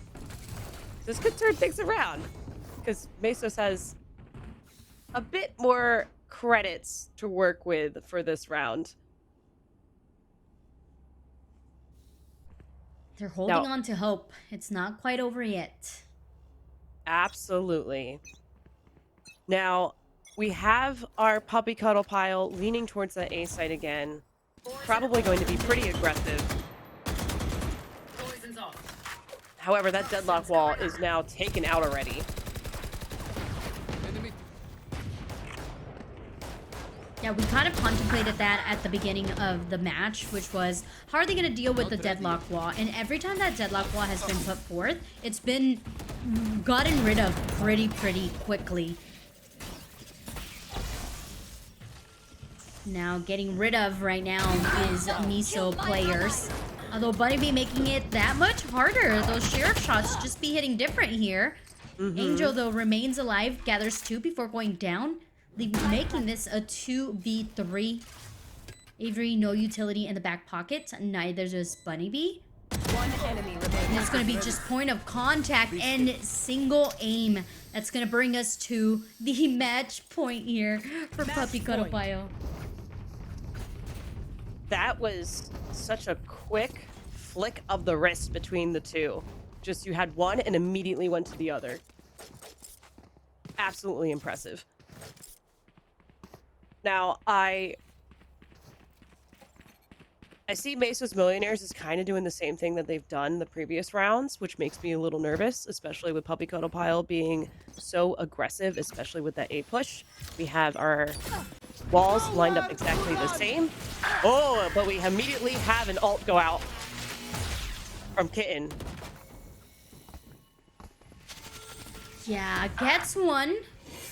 Emiluo secures the second. And last time Angel was able to sustain onto the back of site. This time it doesn't seem to be the case. At least with just a Marshall in hand. I think the economy of Meso is so down bad that any little bit could help. And Last indeed, player standing. helping is going to be Maple Spike down along with A. that Deadlock ultimate to allow them to get this round under wraps. They have the spike. All they need to make sure is they sustain, but no, it's going to be the aggression of Amanda that leaves this to a 2v1. There's so many possibilities of how this could turn out, but essentially, Plan needs to find the 1v1s. Will Meso give it to them? And the answer is going to be no. Yeah, Meso's sitting here going, we're not done yet. We've got some fight left in us. So we'll see how Puppy Cuddle Pile switches things around, possibly. It looks like they're leaning back over towards the A side push. Mesos Millionaires, I don't know what to expect from them at this point. Will they try to go straight down mid? Will they try to just overrun A before Puppy Cuddle Pile gets there? We are about to find out. But it looks like Viper has decided to try to deny entry into A site, making it more difficult for Puppy Cuddle Pile, utilizing her ult, since it does decay the players, make it easier for them to get picked off.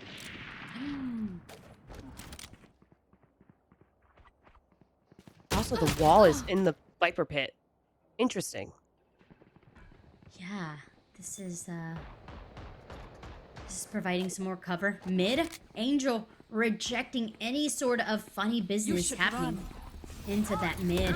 But to answer for this Viper's Pit is going to be the lockdown, which just right off the bat gets dealt with. Not even giving any sort of response here. Scary Shark, though, gets in the back of the line. Now, Annie is in a very precautious situation. Goes down. Amanda, once again, the last remaining, can't do much. And Puppy Cuddle Pile, they've managed to cuddle their way into victory after just a astonishing two matches. Yeah. That last round, the use of utility and ultimates were absolutely phenomenal. I love that the response to the Viper Wall or Viper Pit was the KJ ult, just to try to clear everything out. The lockdown was great. But then Sova just being like, no. Just flat out, no. This is not happening right now. But congrats to Puppy Cuddle Pile for winning the 2 out of 3. I'm sad to see Mesos Millionaires go, but they also put up quite the fight, especially at the end of that last map. They really were working hard. Yeah, I think that there was a lot of effort, like really great ideas coming forth for Mesos.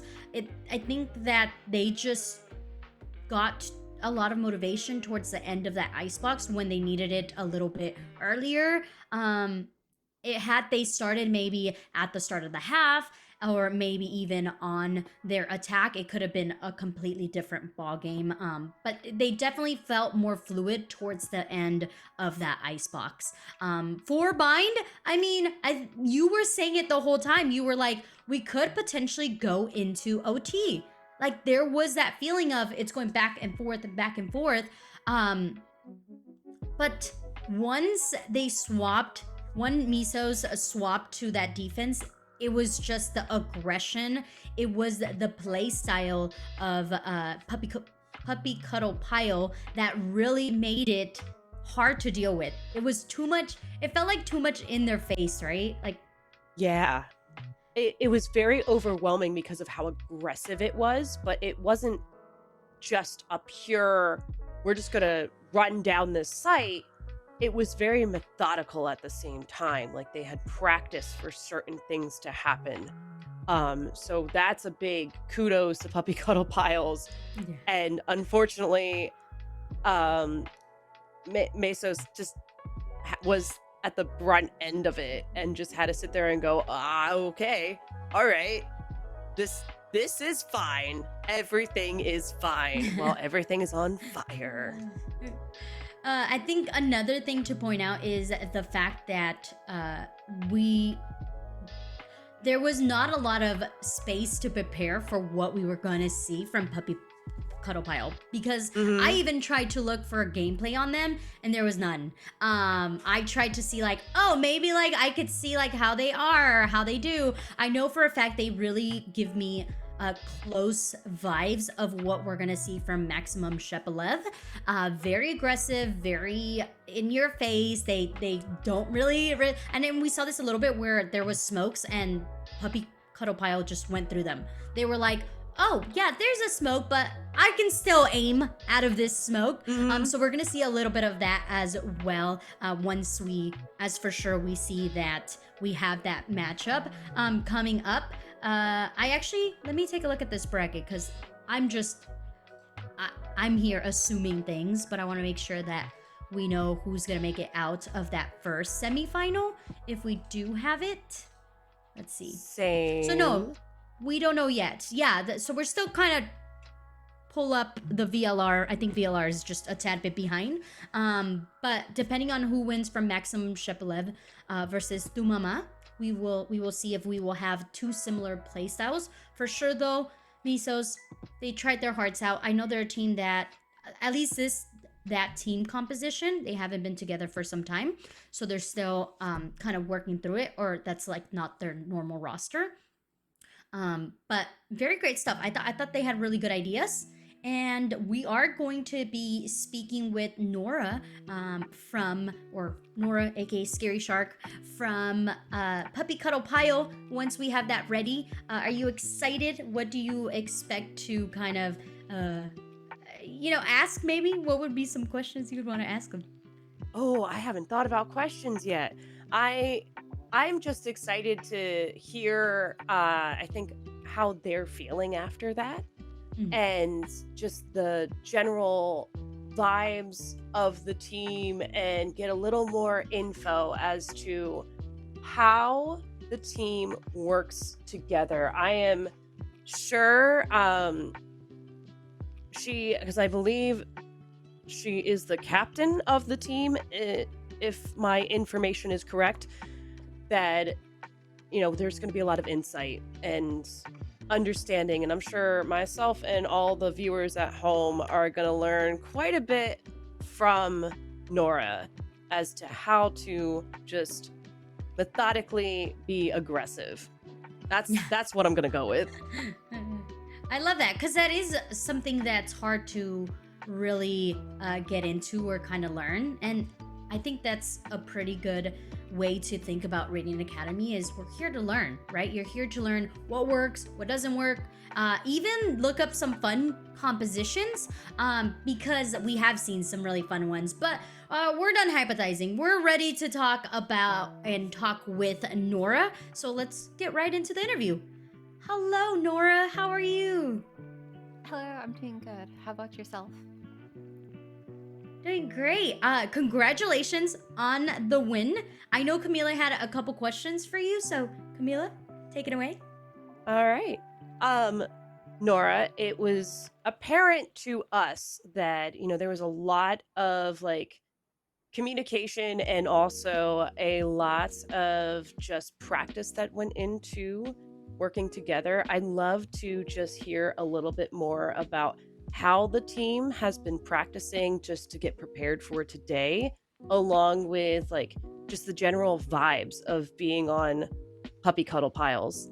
Because it sounds like just a cute, wonderful name, but y'all were very fierce. We haven't really had much practice together so far, and we're just trying to emphasize on trusting each other's calls. If anybody has a call, we Ah, just trust the call and go through with it. And it's just like having confidence in each other, even though you might lose a round, and just having a fun mentality, winning a round, losing a round, and just being together as a team. And the general vibe is great. We're all like laughing, having fun. You lose a round, it's great. Someone loses a round. I lost a couple rounds on Bind, I remember. It's like, great, all good, next round. And that's like just the general vibe we've been having, just having fun together. I really like the focus on having fun because this is a game. And as much as we are competitors and we are here to win, a prize pool, win some type of title or anything, you're still making sure that everyone is enjoying themselves. And that's what matters too. Mm-hmm. Yeah, and I guess, Nora, I kind of want to lean towards number one. Who came up with the name Puppy Cuddle Pile? I think I did. We were messaging somebody like asking for names, and it was just like I was doing the sign up form, and it was like, guys, what did you choose for name? And everybody just like not responding. It's like, I have no idea. Up to you. I'm like, okay. I remember like a couple nights ago just thinking of the name Puppy Cuddle Pile for like some random pug roster, and then it's just like, wait, I'm plugging here. This works really well. So it's just like Puppy Cuddle Pile. Just found like a free image of a dog and just like doing it with it as a team. I love that. It's a mouthful, I do have to say, but hey, I appreciate it. It's cute. And then this is an academy, so we're putting this together to make sure people are learning and taking things away and kind of getting their feet wet into the competitive scene. If you were just starting out, what would you have liked to know beforehand that you can share with everyone who's just starting out? I would love to know how to ask people for help and if you ever have a question about the game, right? Since so much that I've improved has just been asking people questions and like slowly taking the days, day by day, playing the game. And it's one of the questions where it's just like, I wish I knew way earlier. It's just like asking for help when I need help. I love that because you know why? I can link it back to make sure you join Radiant's Discord because we have so many amazing people who play the game and who are involved in the competitive scene. So, all right, Nora, you are going into the grand final against either Maximum Shepelev or Dumama. Do you have a preference on who you go against? I don't really have a strong preference. I know people on both the teams, so it's gonna be fun either way. Awesome. And if you could give them 3 last words for them to kind of, if they're hearing here, what are your 3 last words to them? Let's have fun. I love it. All right. Thank you so much, Nora. And congratulations and good luck on your next match. Thank you. Have a nice day. Oh, that was so wholesome. That was. Just a reminder, guys, if you're having fun here with Camila and I here at the Radiant Academy, you can be a part of the Academy in your own way. You can support us by checking out the Radiant.store merch on the website and also joining our Discord channel to be involved with any other events that we have coming up soon. We are going to be bringing you the grand finals, but we have to take a short break. So make sure you take care of yourselves. Go grab some water, grab some food. We'll see you shortly.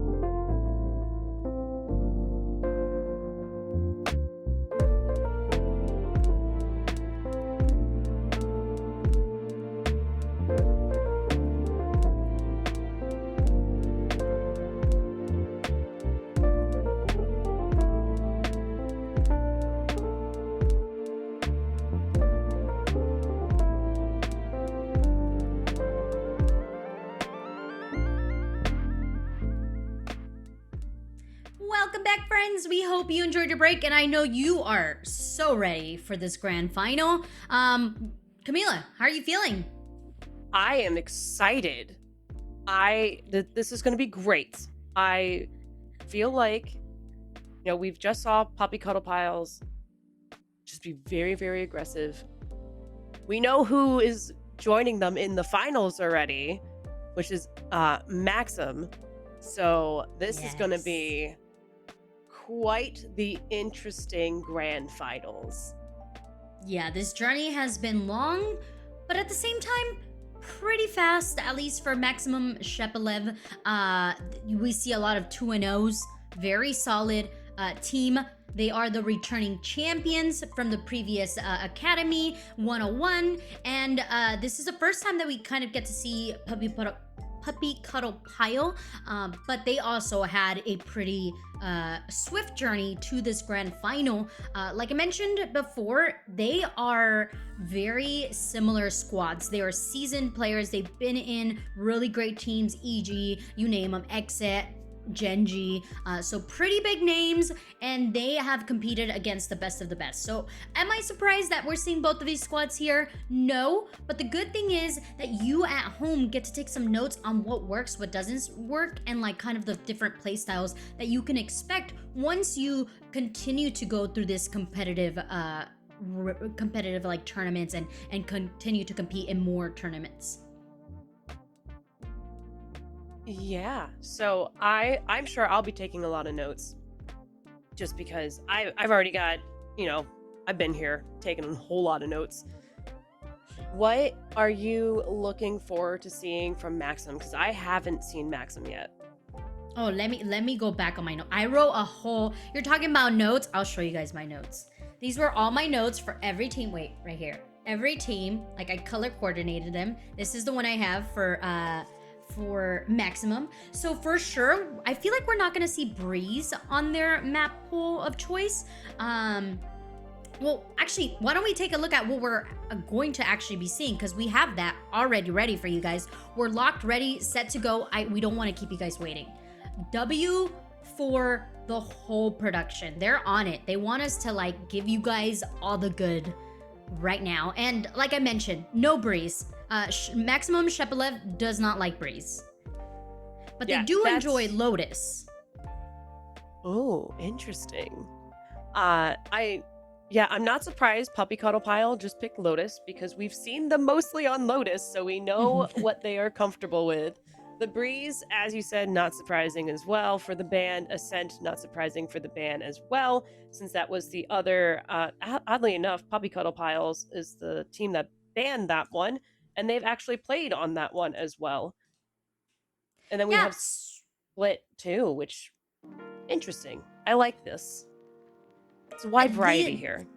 Yeah, there is a lot of variety, and I also feel like this is a little bit more towards the side of Maximum Shepelev, because they are really comfortable on both of these maps as well. The Lotus, I'm not surprised that they let it slide. They have a 100% win rate on that. But the funny thing about this squad is the fact that they bring out a new team composition to every match. Oh, so it's just unpredictable. Literally. Wow. Oh, Puppy Cuddle Piles might have a little bit of a pickle to deal with if that's the case.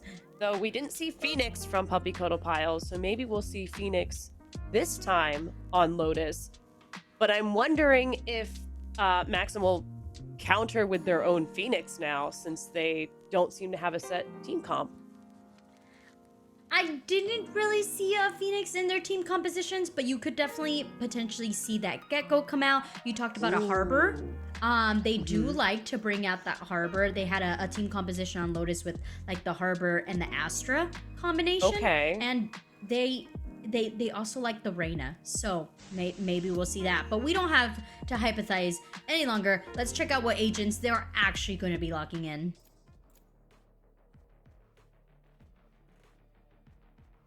Yeah, it looks like we're leaning towards, the Gecko on Maxim Shiplev. I see an ISO for Puppy Cuddle Pile, but that's not confirmed. That they are hovering over the ISO. I am praying. Please stop It- playing with my heart. Oh, and they went with a Oh. Phoenix. Oh boy, we get to see a Phoenix, a Fade, a Chamber, a Raise, and an Omen. And then Maxim Shiplev is, they're just hovering still, but they've decided definitely on an Omen for Cindy, the Raise for Unstable. Oh, interesting. This is a neat combination with the two initiators for Maxim Shiplev, and then we have double duelist for Puppy Cuddle Pile. So 2 different takes on this map. Is it gonna be Yes. what do you think is gonna be the dictating factor? Is it going to be maybe the double duelist or potentially the double initiator? I feel like we've seen our Rays kind of be played more as an initiator with Puppy Cuddle Pile because of the aggression that Puppy Cuddle Pile has. But as we heard from Nora, they, their focus is having fun and, just shaking off anything that could happen. Maxim Shiplev, you could tell they're going to be aggressive because they are picking double initiator. And these two teams, they were just playing, so they haven't been able, maybe they did see some of the matches of each other if they lined up, but not today at least. So I'm intrigued to see how this plays out. And I know for Puppy Cuddle Pile, we have seen them on Lotus previously. For myself today, I've only seen them on 2 site Bring maps. them down. But it looks like Puppy Cuddle Pile is bringing the same aggression they did in their last 2 matches. And they are just full on going to C site. Commitment at its finest. They did manage to gather some information from Emelua over onto the A site that they were getting aggressive. But this is one thing about Maximum Shepelev, which is the fact that they just are really, really quick on the retake. And like I mentioned, these teams are very similar. They will go through smokes. They will just flash themselves onto site. They're just going to go W key regardless of what's being thrown their way. And you can kind of see it here. But this is going to come down to the gunfire and who wins out these one-on-ones or even just the weaponry. Puppy Cuddle Pile just took the first round. It's pistol round though. So we still have to see how things will progress. And I'm sure Maxim Shiplev is taking their own notes and then going, okay, how do we counter this? How do we kind of fight how Puppy Cuddle Piles plays? Because they're fierce and they make sure they take that space as quickly and efficiently as possible. Now, they went C site last. It looks like they're leaning towards A site. And there's more folks over on A site ready to take on these fights. So we're going to have a lot of action early on. Here. Very good timing of not really throwing out your paint shells right off the bat there for Maximum Shepelev. They actually waited a couple of seconds to make sure that there was someone there before they threw them out. Unfortunately, not a lot of damage being dealt and a lot of a space being captured here by Puppy Cuddle Pile with the usage of so much utility off of Maxim Shepelev. Scary Shark in the back line. Now making sure that there's some opponents being erased off of this, but it's going to be Ev with 2 eliminations, making this a 2v1, a very small chance. And as I say that, Aluvli does manage to make this a 1v1, but Paint Shells and Bulldog just are too much to handle. That aggression from Puppy Cuddle Pile is currently paying off for them. And it's still early on, so, still taking notes, still reevaluating all of the options. I see Puppy Cuddle, it looks like they're testing the waters on each of the different sites, possibly. We've seen them hit C, we've seen them hit A. Both were successful, but they're leaning towards that B side push right now. From the start, just the rush on in.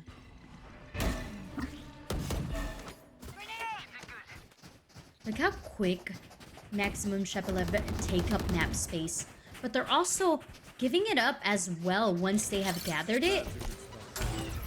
We're not seeing a lot of the flanking, but we are seeing a lot of just W King here from Puppy Cuddle, while Aluv trying to hold off the players from the site, but acknowledging the fact that there is so much damage being dealt forth, that instead it gives it up and tries to retake with the squad, but the pop of the flash was not expected, and it's going to be an end for them at this point. A 4v4 on the retake. The spike has came down, and the time is ticking. They must retake the site now, and Cindy's the last remaining, finding the head of Emiluel and able to get that first point on the board for Shepelev.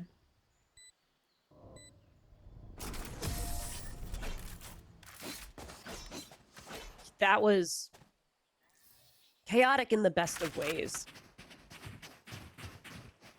I loved seeing how Puppy Cuddle Pile did just kind of go for it. They're just like, you know what? It worked before. We're going to do it again. Let's go to Seaside. And then Maxim Shiplev went, wait, we've seen this. We're going to deny this one real quick. No, thank you. You could try again later. So we'll see if Maxim Shiplev able to do the same thing again and deny towards the end after, you know, Puppy Cuddle Piles gets spike on, or maybe they'll just flat out be like, no, you're not even getting the spike on the site, especially with how quickly Puppy Cuddle Pile is rushing over to the C site, but still getting a little bit of information on A, and unfortunately losing the chamber. Every single round so far, Emiluel has positioned off away from their teammates just to gather that information, and finally Shepelev is able to capitalize on that and take up the space. Look how quickly they have gathered it, and they are also getting information just from the rotation of the door, catching Bunnybee, reloading, and with the fault line, everything comes down on Puppy Cuddle Pile. Yeah, I see Chamber was trying to get the intel about a potential flank, but unfortunately they got picked off so early, it was not quite possible to adequately give that info to Puppy Cuddle Pile, which is fine. It happens. So let's see how they adjust that strategy. Maybe not quite not have Chambers so close over on the A site or push so far into A site. Maybe they'll lean back a little bit and just wait for Maxim Shiplev to come to them and then take them out in some manner. They don't have Tour de Force, but they've got plenty of other utility that can help them with that task. As we see Puppy Cuddle Pile again going to C site. Unstable. Looking a little unstable there. Thankfully, you have Fluorescent who can help you out, get two for their troubles, and reposition off of that. But Malaya is not going to let that go unpunished. They want to make sure that they pay for what they have done onto this B site. And now they have the site, and it's just one lonesome Alubli to retake the site. Finds the one on Malaya. The rest of the players of Puppy Cuddle Cuddle are very spread out, and finally do come together to make sure that everyone remains with their whimpering. There. Yeah, so it's economy's looking a little bit all over the place depending on the person. But it's going to be interesting to see how folks utilize different ults. We see both of our Omens, their ults are ready. Our Killjoy can definitely get their ult this round just from an ult orb. So I wouldn't be surprised if we see Maxim Shiplev try to deny a site just by utilizing our KJ ult. Right off the bat, Chamber is getting smacked around a little bit over on our A site.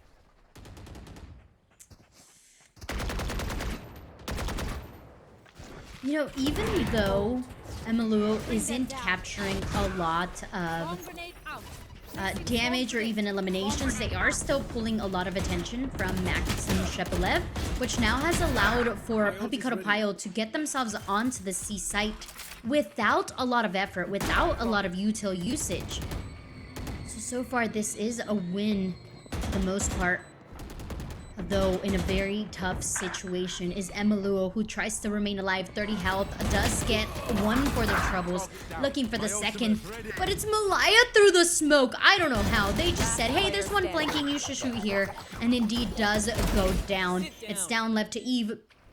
Joke's over. Fakes You're the dead. spike, also fakes out the ultimate of Malaya, who does get the elimination, but that's one less ultimate that you have to worry about if you're Shepelev.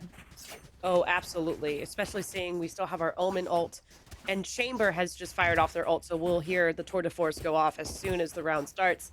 Maximum Shepelev, nearly everyone has an ult except for the Rays.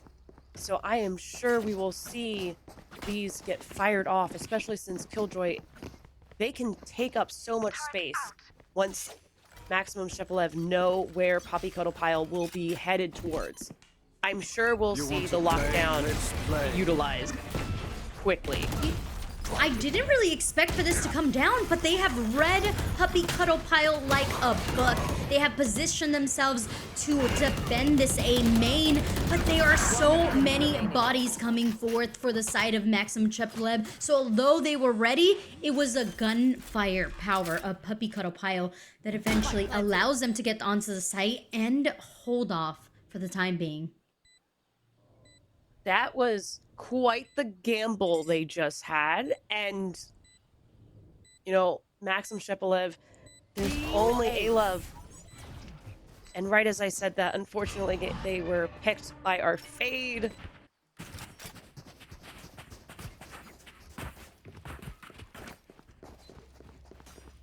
I see Puppy Cuddle Pile's aggression and just a team fun mentality is really paying off in these grand finals right now. Though it is still early on, they're up 5-2.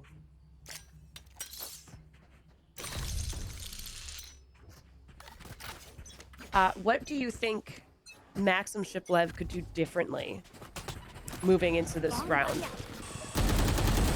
We're seeing them want to be very aggressive on certain points. I think they did a phenomenal job, was it the third round, when they retook that C site. And we're actually seeing this happen once again with Fluorescence Rolling Thunder coming through onto the site. They stopped the plant, but this sends Puppy Cuddle Pile scurrying over onto this A site. Avery thinking about doing from the shadows, probably getting into the backline of Maxim Shepelev, but it's the aggression of Eve that manages to get two more. Fluorescent has played this spot 3 times already, and this time does manage to get an off angle just enough so that they can allow their team to get back into the mix. So I think this is a great example of that. Absolutely.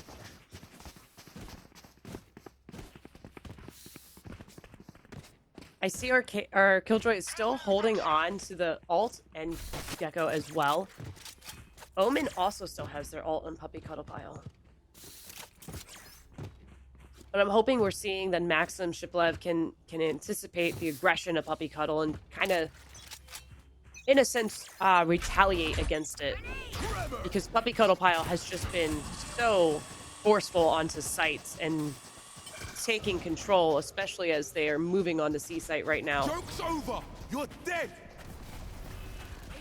Every time that Puppy Cuddle Pile has hit the C site, they have been victorious. This time around, they didn't quite anticipate the fact that the lockdown was going to get put down so quickly, but they did already have a B plan, which was to have your duelist and your pseudo-duelist be prepared onto the B site in case you wanted to execute. Also, the fact that Bunny Bee was able to collect on that is really, really helpful. That little Close plans could be so much better here. Aluvli able to take 2 before going down, but Emaluo is being a sneaky little ninja over onto the B site. But still, Puppy Cuddle Pile, they have numbers, and they have been playing the off angles and the crossfires so well that I'm not surprised that they're able to take this round. Same. There was that little sneaky moment with Fade just kind of following Raze at a distance that happened that I was like sitting here like oh gosh, this could either go very, very well or very, very poor, and there's no in between here. Now we're 3 Maxim Shiplev, There. 2 Puppy Cuddle Pile 6. I just want to remind folks that this is Puppy Cuddle Pile's map pick. I see why they have been leaning towards Lotus this entire time. They really feel comfortable on this map. It's all that experience that they have had. Although, even with experience, you have to check your corner, folks. Otherwise, you go down. At least it was just a 1-for-1 trade. But that does give a sliver of hope for Shepelev to retake the site off of the Dizzy. Goes on down, unstable. Manages to get Malaya, who's playing underneath the rope. But a lot of the players of Puppy Cuddle Pile are leaning towards this tree, and it's going to get cleared with the Thrasher. 2 more remaining. Thrasher gets picked up once again, and it is planted for this A main, so Avery is able to just spray through the smoke, leaving just 1 more player remaining. Max Shepelev, they're able to retake the site together off of the Dizzy, off of the Thrasher, and are still in this. Maxim Shiplev seems to be very comfortable with their retakes. That's what I have been learning here. So maybe the plan is to just let Puppy Cuddle Pile get a little too comfortable going on to site, and then just kind of punish them for taking the site too quickly or too comfortably. But we'll see. Seeing again, Puppy Cuddle Pile is leaning towards that C push.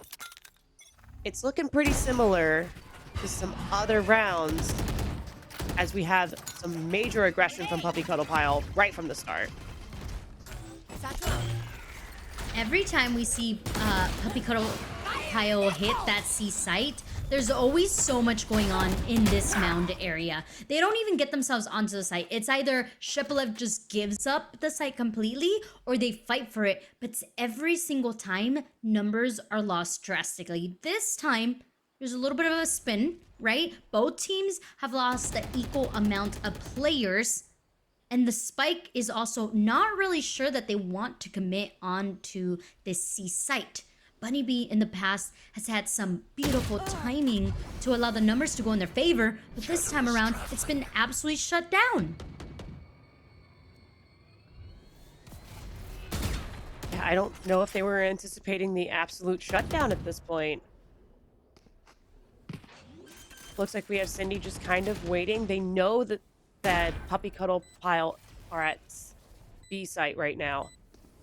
And now it's just a waiting game to see where folks pop out from and see if you can cover all of the corners as best as possible. 1 enemy remaining. Aluli finally coming in with the flank. We are using the utility from Gecko to clear out everything. They were so patient there, Camilla. They knew that they had numbers, and they wanted to make sure that they weren't giving away these 1v1s to Puppy Cuddle Pile because they're so good at them. Yeah. Last round in the half. The best way to shut down a 1v1 is to make sure it doesn't happen from the start. But I think the waiting game and just trying to see who possibly gives up that little bit of information first is... It could be the way we go. And it looks like we are possibly going to be tied swapping sides. Because we're at 5 and 6. We'll see how this plays out. I believe this is the first time that we really see like a really janky buy coming out here from Puppy Cuddle Pile, but also this is the first time that we see things going down B main. They're like B site, just throw it down, let's see what happens, and so far things are not going in the favor of Puppy Cuddle Pile. Instead, they are scurrying with their tails between their legs and making their way onto the safe site. It is free for them, but the information has been gathered since that trip has been broken. And the power of friendship is going to come forth for the side of Maximum Shepelev as they take over tree where the last remaining player of Puppy Cuddle Pile is. And just like you said, that 6-6 half is going to be the answer.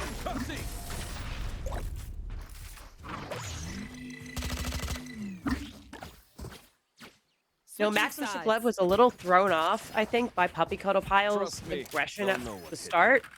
But now that they're used to it, they've kind of seen what happens. They can anticipate it and they can, on the fly, really adjust their strategy from the looks of it. Hence our 6-6 scoreboard right now. But now we've swapped sides. Maxim Shiplev can be on the attack. Puppy Cuddle Pile on the defense. It's the pistol round. I am intrigued to see what Maxim Shiplev's attack looks like on Lotus right now. I have a gut feeling it's going to be a lot like the playstyle of Puppy Cuddle Pile. Especially with the C hit.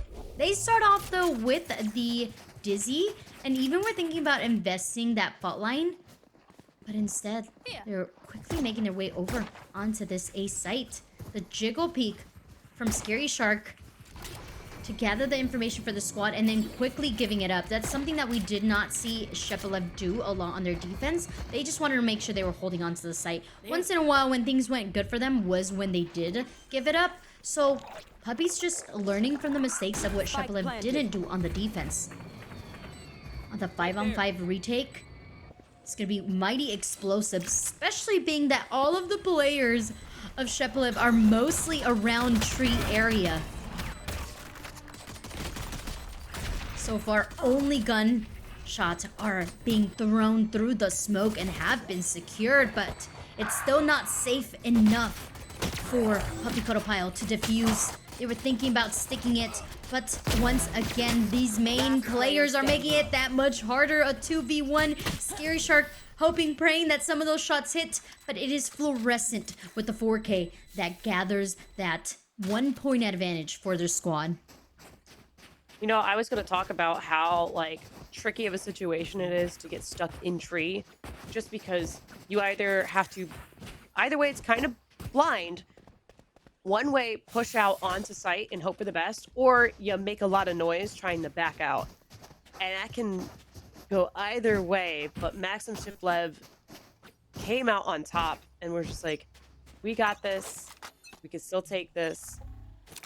And it looks like, as great as A site was, they're sitting there going, we're going to do something a little bit different now, because getting stuck in tree can be stressful. Though they are moving back away from C site immediately. We have Chamber kind of waiting in B to see what happens. Oh. Everything is like looking exactly at Emalua's like, are you gonna peek? Are you gonna peek again? No? Okay. And you talked about the orbs getting picked up, and all I'm thinking here is we are farming the shenanigans out of these orbs just so that every single round Shepelev has some ultimate to work with. And that's something that we did not really quite see Puppy Cuddle Pile do a lot of. They were just getting their ultimates based on sheer gunfire. But the fact that we kind of see Shepelev working towards that reminds us that yes, ultimates are super important and can definitely dictate the momentum of a game, or it's unstable could just also dictate the momentum and the pacing of this one. And it's going to be with the aggression of this A main that they are able to maintain numbers. After the smoke dissipates, Emalua goes and looks straight into the eyes of 3 players on the site. Now Bunny B, Sheriff, and a Dream, can they connect? Just do some damage, anything at all at this point? And the answer is going to be no.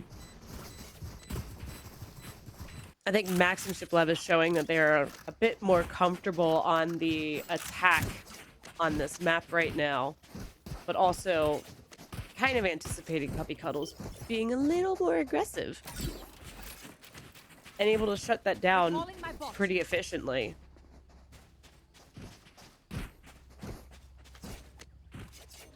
We've also consistently now, for at least 2 of these rounds, seen them try to go, or at least bait out C site, get some info, and then move their way back to A.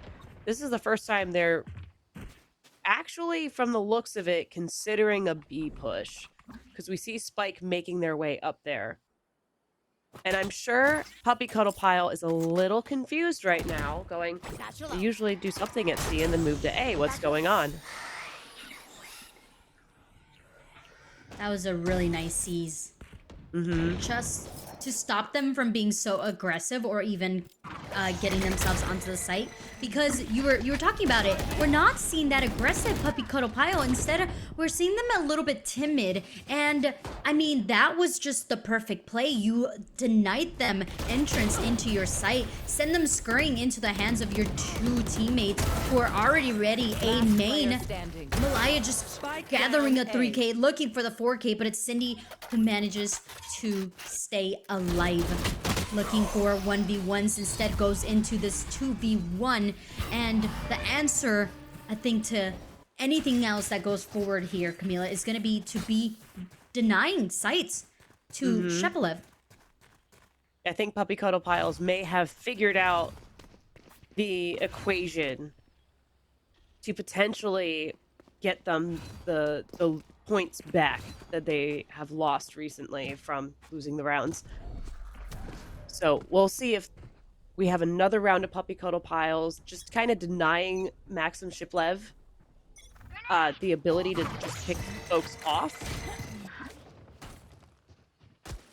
Or they're just going to pick folks off from the start. I mean, that was right then and there.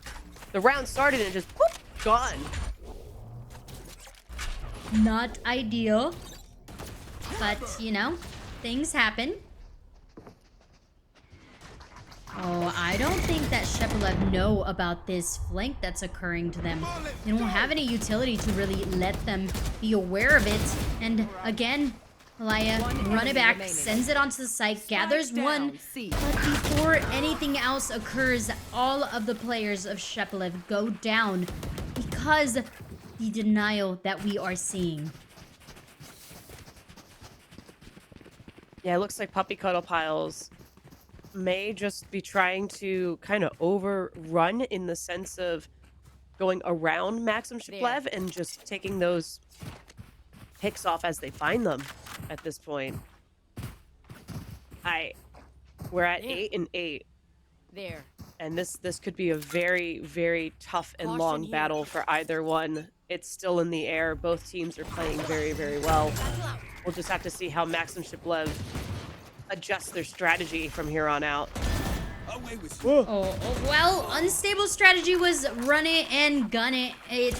If anything, at that. And indeed, they do manage to get one, pick up the weapon. And if you want the weapon to be in anyone's hands, it's absolutely fluorescent. A menace. We know how much experience that they obtain. And that's 3 of them on the board for them. Malaya trying to switch the momentum of this round. But so far, there is nothing to stop Shepelev. Right there. Oh, we just had our first ace of the stream for today from Fluorescent. Woo! Oh, dang. I do want to point out that there was a lovely play too, where we had the Fade Prowler or the Fade dog go out, and just behind it was a boombot. So being blinded and then getting hit with the boombot would have been quite the way to go out in that moment had it worked out. Now, Maxim Shiplev 9, Puppy Cuddle Pile 8. They're moving towards that C site quickly. They only have 2 ults, and there's already a lot of action. Oh my goodness. It is a bloodbath over on C. It's been time and time again. Neither one of the teams really wanting to give up on that fight. They want to get that map space, and neither one really gets rewarded for it. I mean, with numbers, yes, Puppy Cuddle Pile is a little bit more hurt. Last player standing. And as I say that, Unstable makes sure that they are indeed going to continue to gain the lead. Malua, though, with the Tour de Force, finds one, looking for some more as the time ticks away. Gotta push onto the site, and if you want your odds to go any higher, yes, you're gonna rely on the spam through the smoke. Gets one, but Cindy shuts it down after that. You know, Puppy Cuddle Piles did learn, and they got the upper hand for a little bit on Maxim Shiplev, but Maxim Shiplev is Like, yeah, that was fun, but no thank you. We got this again. So I'm intrigued to see how they change their strategy. We see them kind of leaning towards that C site. I want to see a B push at this point, just to see something a little different. Are you not enjoying the bloodbath over on C site? I am. Because that's exactly what we're going to do again. And beautiful information gathered onto the sea. We saw every single light bulb light up on the mound, but it wasn't enough. Shepelev are just leading the dance. They're leading the waltz. And it's down to Emeluo to try to change the process that's happening here, making this a 3v2, but two of the players of Maxim Shepelev just holding to one another, making sure that there isn't any 1v1. No utility really to help out in any sort of way. And it's going to be the stun line that really marks the death there of Emeluo. I winced from that. That hurt my soul. I feel like Maxim Shiplev again found their groove. Just playing the game and yeah, as you said, absolutely leading this waltz. They are just kind of overpowering at this point on this map. There. You know, we see they have a couple of ults ready. Puppy Cuddle Pile has 2. They're going. Oh my. A-site. Unstable running away. It's like, I don't want to mess with that. It was too scary. I cannot see. There's nothing I can get out of that. Spike down, attacker spawn. They are now scurrying their way over onto C. And Lua does have an operator in hand, but looking at the wrong site. They're gonna get the information that the rotation has came through. Okay, also with that Leer, but with the hunt, but also with the trip. Unfortunately, not really able to capitalize on anything more than the information.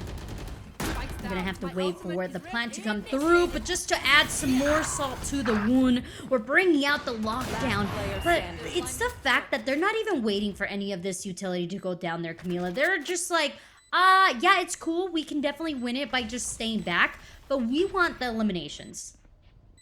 Yeah.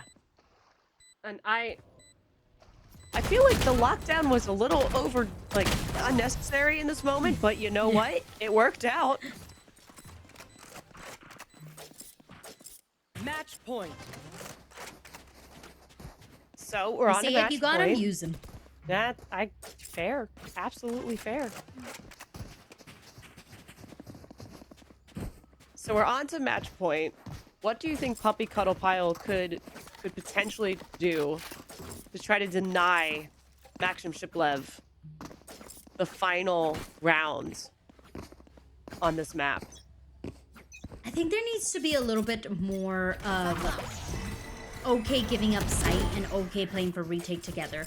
Because in the previous series, we saw that they did phenomenal with retaking sites when they were together. The problem right now is they're trying to fight fire with fire, and it's not working out in their favors. They consistently lose numbers just at the start of the round. And as I say that, it's Luli who is able to get that elimination on Emeluo. And look at the response from Puppy Cuddle Pile. They're already rotating so quickly. Just from knowing that they lost a player there. But just as that happens, the fight over onto A comes down, and it is an advantage for them since they are able to capture the spike and at least hold it off for the time being. That might have been a little bit of an over-rotate on Puppy Cuddle Pile, but it looks like they are at least quick to come back since they have advantage, knowing the spike is there.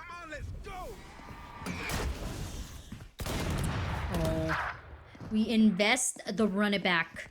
30 seconds No left. reward for that. Instead, we lose a player. And this is still a very winnable situation here, especially since Fluorescent is in the mix. But nope, Puppy Cuddle Pile says one more round we shall go. say Puppy Cuddle Pile's gonna fight for this map. This is the map that we've seen them the most on, and I'm sure for them, they want this so badly because this was their map pick. Now, economy's looking interesting right now Don't hold back. for Puppy Cuddle Pile. Satchel out. Maxim Shiplev not hurting too hard right now, Satchel out. but they're just going straight for it. When you get blinded Yeah. all three directions and then get tossed some nades, things do hurt a little bit. Oh my, things were nice, things were okay, but again, fire with fire here for Puppy Cuddle Pile, leaving just 2 of their teammates now remaining alive, trying to fix things. Ev comes down from the heavens to eliminate Avery, but is unable to do so. Unstable, thankfully, is there to stabilize the situation. And to end it all, why not be fluorescent? Maxim Shepelev, they were looking a little bit shaky at the start, but they managed to get it together and get that victory. Yes, and I'm sorry. I am just absolutely stuck on the fact that our gecko just came down from the heavens and Omen was just like, whatever. That, whew, okay, yeah.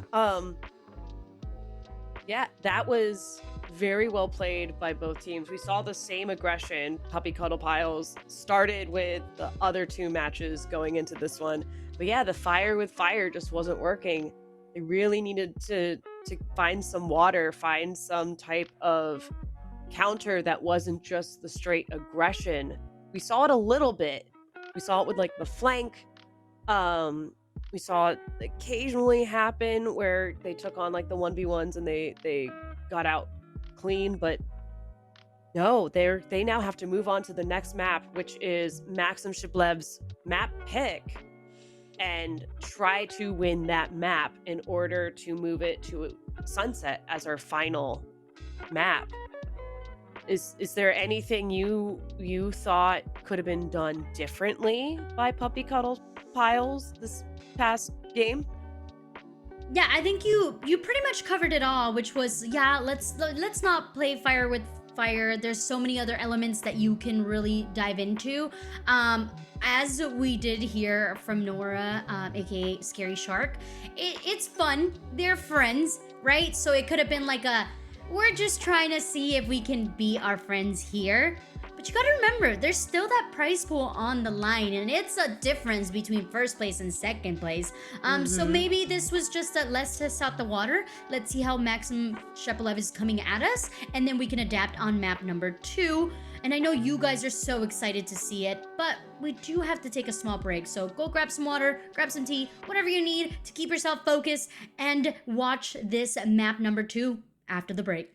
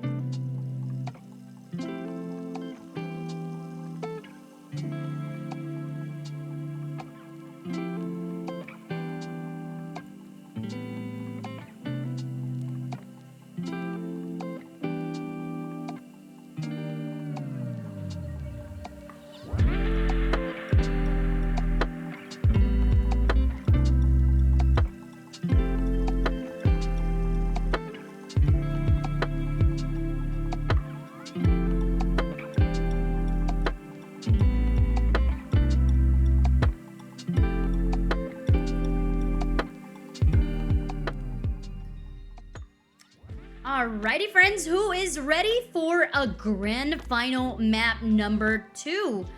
For the first one, Camila, it's you. Yeah, me too. Please sign me up. The first map was a little bit back and forth for the most part, but it was Max Seperlev who was able to really take it forth and win it out. For this map number 2, as we go ahead and see the graphic, it's going to be, I believe you said, what map are we going to?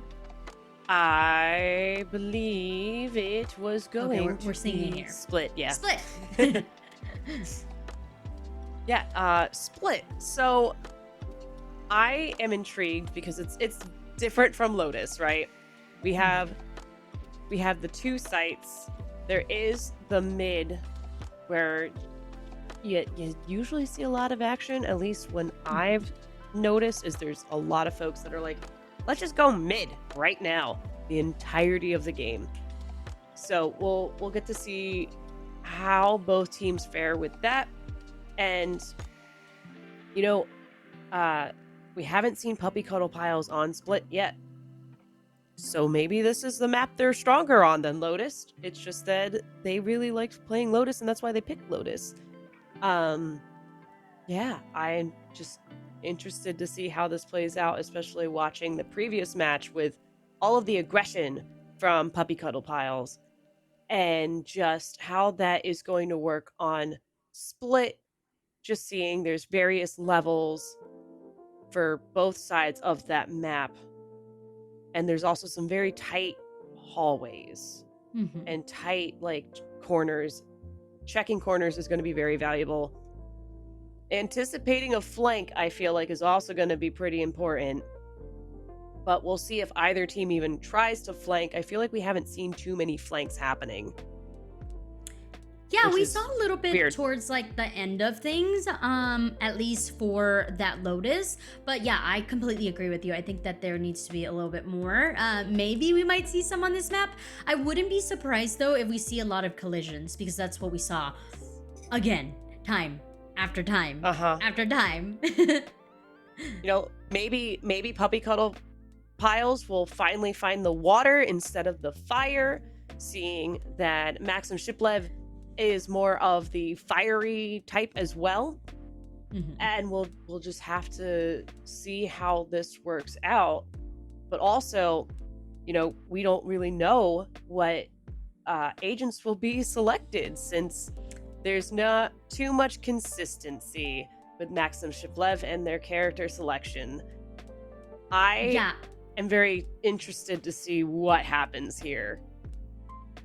Well, the lobby is ready, but I want to kind of speculate on the fact that prior they did kind of bring out either the chamber or the cipher, so I'm kind of curious to see. Nonetheless, they were able to win with one of these team compositions, and then they actually won with both team compositions, but they did a little bit better on the more recent one, which was the chamber with the fade. So I wonder if that's what they're going to go for, at least for the side of Maximum Shepelev.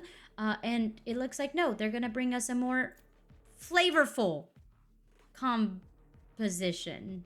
Yes, I see over on Puppy Cuddle Piles. Do we have a Clove possibly showing up here?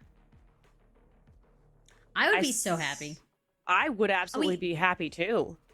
We've seen one Clove prior to this. Okay. Yesterday, and it actually was really good. I don't think it was from Puppy Cuddle Pile, but it was another team, and I think that Clove is definitely going to be a viable agent. I'm excited to see how the pros bring out Clove, but I definitely think that Clove could be a new agent that we're going to see. Oh, there you go. Tu Mama was the one that ran Clove yesterday, and they won and did really great. So I think Clove will make its appearance.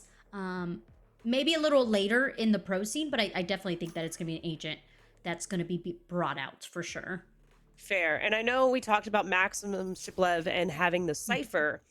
I see they picked Cypher again, and I didn't really talk about it earlier, but Cypher does have a new part to their kit in a way where their cams now make noise when they are utilizing the cameras. So I wonder how well Puppy Cuddle Pile will register the new noise if they hear it of the Cypher Cam. But also the fact that Cypher Cams can get placed in weird places that you'd sit there and go, I don't think that's actually part of the map, but it's there, so I guess it is. We did Now- indeed get the Clove lockdown, though. Or lock in, I should say. I'm very excited to see Clove right now be utilized. And we're seeing Clove alongside of Viper. There's the double duelist that Puppy Cuddle Pile is going with. Maxim Shiplev currently is on the attack first, leaning towards that B site push. And they're taking a little bit of their time from the looks of it. Probably getting Cypher. I see it now. I see the tripwire kind of ready for the potential flank, and then they're just bursting onto site, which I feel is standard for a B-side push, but they went straight past B site slightly. Yeah, they're in it. They are fully committed to it. Avery looking to connect onto Ev, but Ev able to take two before being shut down up from Haven. But it's a late flank from Unstable that stabilizes the situation and is able to get this first point on the board for Sheplev. And I wouldn't be surprised if Puppy Cuddle Pile was confused by that one, seeing we saw most of the team go literally past B. They're just like, nah, we're just gonna go to the other spawn area slightly and, you know, do a jump scare. So they take the first round, which means Puppy Cuddle Pile is in an eco. And it looks like we have a bit of a gamble. Maxim Shiflev's leaning towards A site, but Puppy Cuddle Pile is as well, for the most part. Their Jet's kind of hanging out towards B. We'll see how this works out for them. With Unstable going up through mid. Quick pick. Oh, Bunny B with a shorty to the face of Unstable, trying to collect the second, but there is a trade-off there. And one thing I wanted to point out here, Camila, is the fact that we are officially seeing Fluorescent on their main role, and that is terrifying. Ooh, this is going to be fun.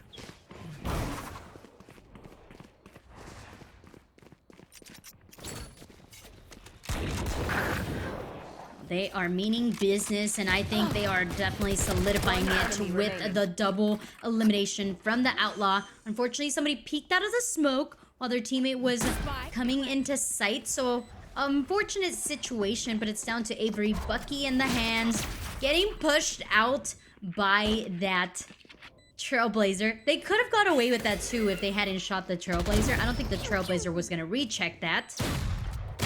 But they get one for the troubles, looking for the second. And not going to do much more than get two. I find them. I'm glad they Kill caught the them. tripwire. Simple as that. That was pretty good. Not enough to take the round for their team, however. So Maxim Shiplev has 2 to Puppy Cuddle Pile's 0 right now. I feel like Maxim Shiplev is Goes here. fairly comfortable on this map, but also I'm greatly enjoying the fact that Cypher is trying to deny the possibility of a flank, or at least make it so that their teammates are completely aware that it is happening, so they can prepare as they move up through mid.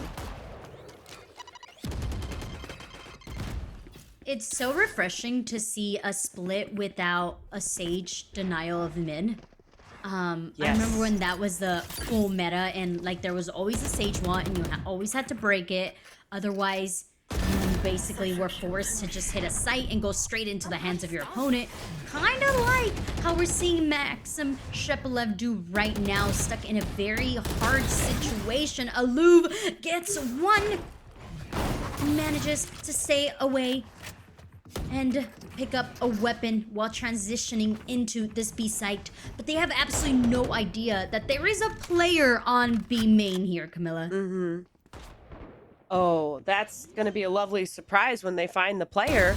Knocked him. But it Spike looks like planted. Scary Shark is... They're living up to their name. One enemy remaining. Are definitely on some fear mode, scary mode, engaged with the flick of the wrist. Woo! The shark has struck, and it has gathered a point for Puppy Cuddle Pile. Clutch. Getting that lovely clutch right at the end here. So we will see if this snowballs into something else, or if Maxim Shiplev tries something a little bit different. You know, trying to deny Puppy Cuddle Piles the snowball into potentially taking this map for themselves. It's still very early on, though. So we'll see. However, as early on as it is, our Jet on Maxim Shiplev has their ult Get out ready. of my way. And it's already Oh. been fired off as they take over, or at least inch their way to B site. Meanwhile, I've Our- got your trail. Satchel out. teams seem to be over on A now, going for the retake on the B site. Yeah, cue scary music. They have the site. They invested the Seekers. They also have the Blade Storm. Unstable needs to reposition back with their squad, but is split with the pain shells. Oh my goodness, somebody please save Unstable. They are taking every single utility to the face. Neural Theft now, as everything Cage just trigger. slows down. Everyone's taking a breath, regathering their thoughts, Gun here. figuring out a way in a possible situation where they can come up with numbers, and so far the answer is none. Pathetic. My ultimate is ready. I'll choke their sight. That was great use of utility and ults there, but unfortunately, Puppy Cuddle Pile just... They were in the right place at the right time.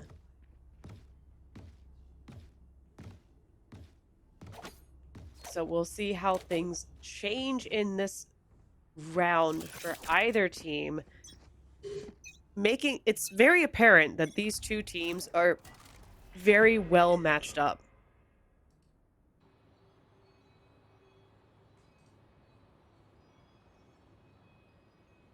I'm wondering how long it'll take before we have a connection, seeing folks are taking this very, very slow. They're really focusing on the info gathering right now, just kind of waiting it out to see who makes the first move, just so they can have an understanding of the lay of the land. Spike is in mid, so it can go either direction based on the intel from their teammates. But it seems we have a retreat off of A site. Oh, Spike down mid. Laya gets caught out in mid. The spike also gets dropped, so now you see the rotation from every one of Puppy Cuddle Pile's defenders to reposition. Aloob had a good timing, but got caught out within its timing. Maximum Sheplev forced to split, forced to kind of lean over onto that A site. But it is the sandwich effect that really comes down to it and allows for Puppy Cuddle Pile to get the lead.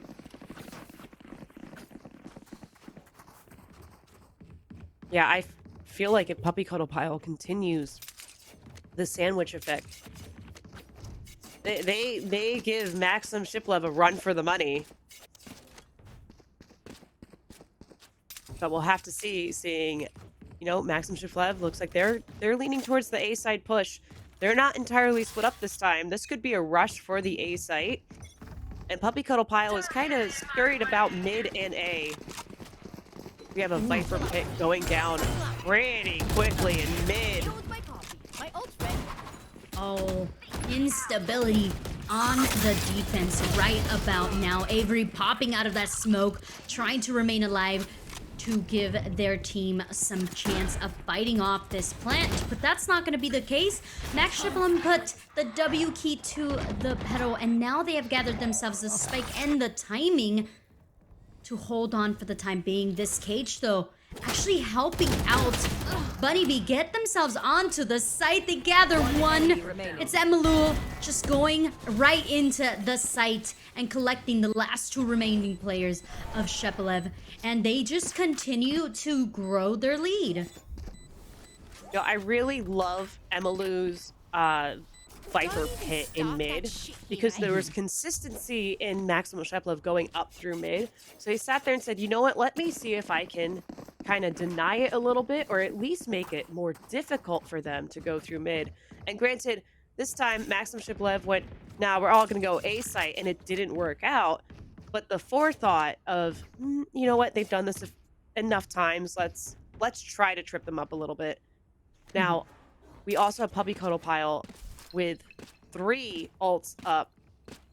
We have Jet with the knives, we have a raised Showstopper, and we have Clove, that if Clove is downed, can come back.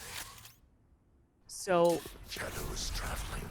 it's going to be interesting to see how Clove possibly utilizes this during this matchup. We see we're back over towards the mid-ish push, kind of going between B and mid, dropping spikes so it's not stuck out in the open, thankfully, for Maxim Shepelev, but looks like we might have a connection made shortly. Ooh, very patient crawl up a short. It's Eve with the 2K with the Sheriff that is able to allow this number advantage, but Avery is hungry, is thirsty for the blood, and you called it. We do have that resurrection from the Clove. Unstable though, chasing really quickly, gets the elimination, not giving a shot to Avery to come back to play. Instead, remains with the number advantage for Shepelev as they make their way over onto A Heaven and into the site. It's down to just 1 member of Puppy Cuddle Pile. They do have a 2-point lead, which means their economy is probably pretty okay. If we wanted to see Scary Shark take on this fight, but that's not going to be the case. I wonder if Scary Shark is going to sit there and hope that, you know, someone tries to work their way back to be looking for them, and they will just surprise to the player and just kind of pocket in the corner, or just hide away, making sure they don't lose their own weapon and just wait it out at this point. It looks like we have a little bit of movement from Maxim Shepelev. Moving off a site, trying to clear through some things. Yeah, they just huddling around. I was going to say cuddling because, you know. Puppy cuddles. Got it. Yes. I was thinking of cuddles, apparently. They're just cuddling, making sure they're safe. They hold on to their money. Makes sense. Absolutely makes sense to do that.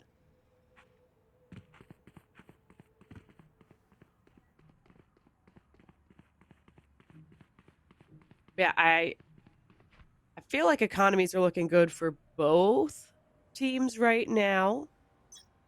You know, we're going to see how things play out with this next round. Cypher already tripwired Scout destroyed. A site right from the start. Things are a little bit scattered, but it looks like our spike is back again at that mid area. My point of focus right now is the exploration that is happening over onto B, but I guess I should also be focusing on the fact that Bunny Bee is trying to nail down those blade storms. Unfortunately, Scary Shark does go down in the interaction as well, and the neural theft gets invested for Shepelev to gather their information of where the last 3 remaining players for Cuddle Pile are standing. And they are leaning more over onto this B site, but Fluorescent has gathered space on the site, has the operator, making sure that Heaven Control is in their favor. Looks away just a little bit to reposition, and eventually the tide has turned in favor of Puppy Cuddle Pile.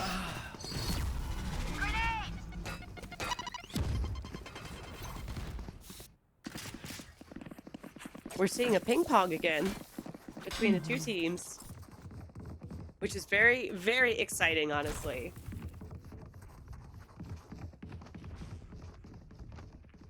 Now,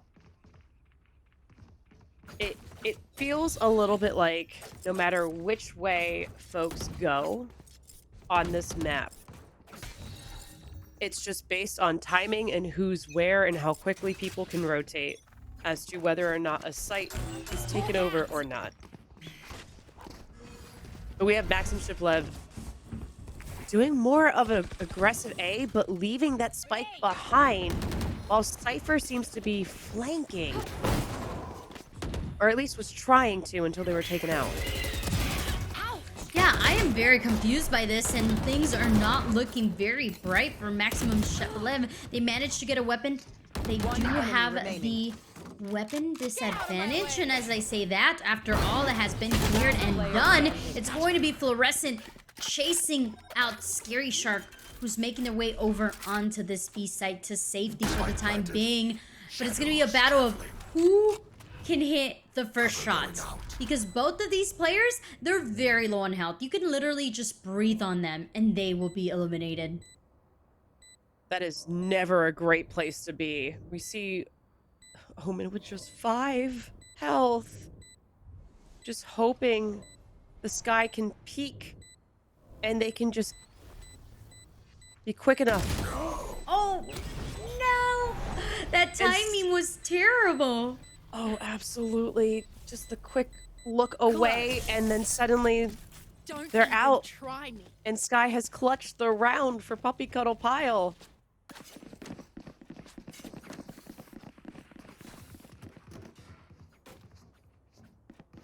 You know, sometimes a round is just determined by exactly the timing, and unfortunately that timing for Omen was not the best. It was smart to check, but just not the best timing. They probably should have held the site just a little bit longer, and that would have gone to Maxim Shiplev. But you know what? New round. Try it again. They're going back over to A. Raze is immediately taken out. And so is Cypher.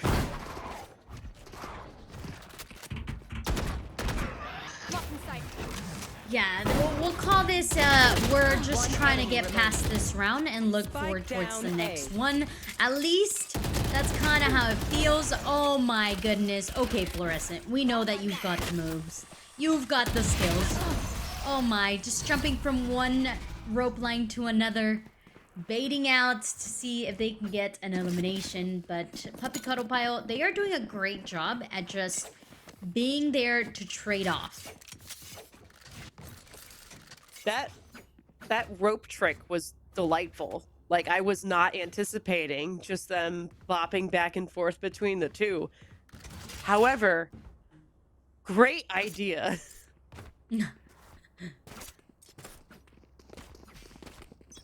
So I think Maxim Shiplev's I've got your trying to maybe brute force the A side push. Grenade! Based on it being like the 3rd time in a row they've done this, and the past 2 were not as successful. Maybe the 3rd time's the charm here as Seekers quickly retake onto the site. Unstable gets away from that showstopper. Has a showstopper in their back pocket of their own? If things get a little bit too crazy, and indeed they do, tosses it out, does some damage, but quickly traded out by Malaya. Elbow now is currently in danger, and so are the players onto the site. Catching Cindy, or Eve off guard here, and it's Cindy remaining onto the site. 46 health and a dream. Once again, very, very low. Needs to make sure that the timing is in their favor. With the help of the one-way smoke, it's going to be Scary Shark getting that last elimination.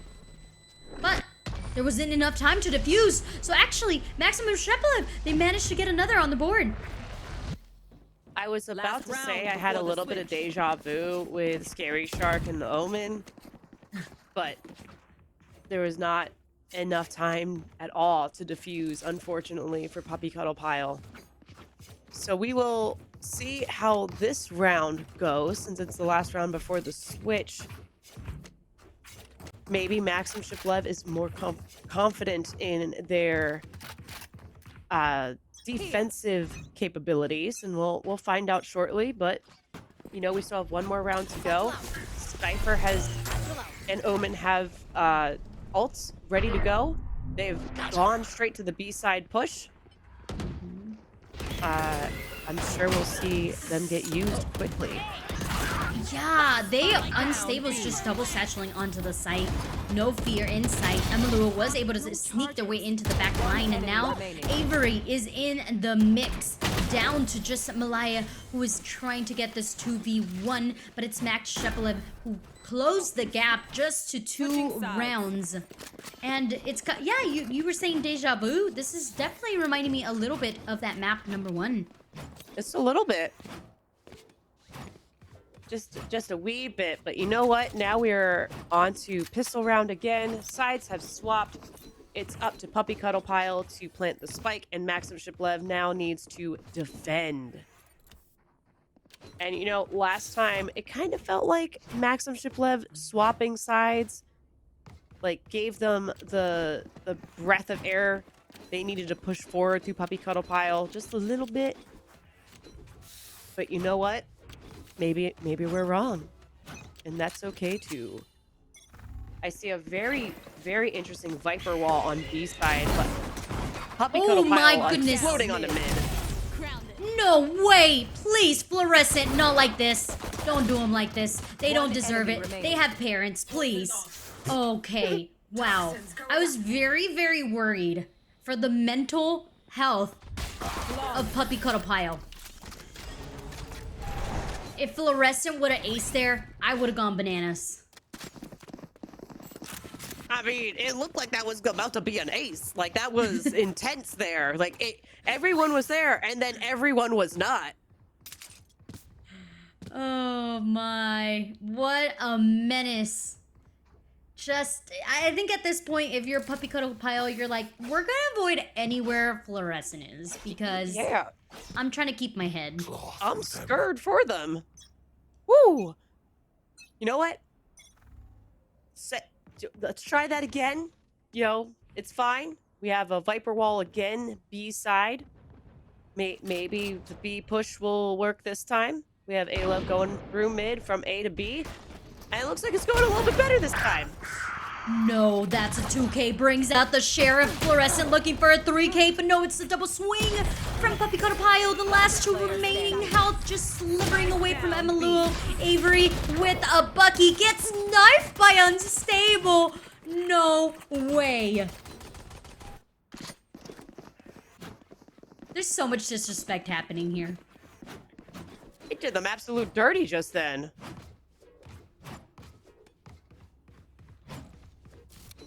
Well,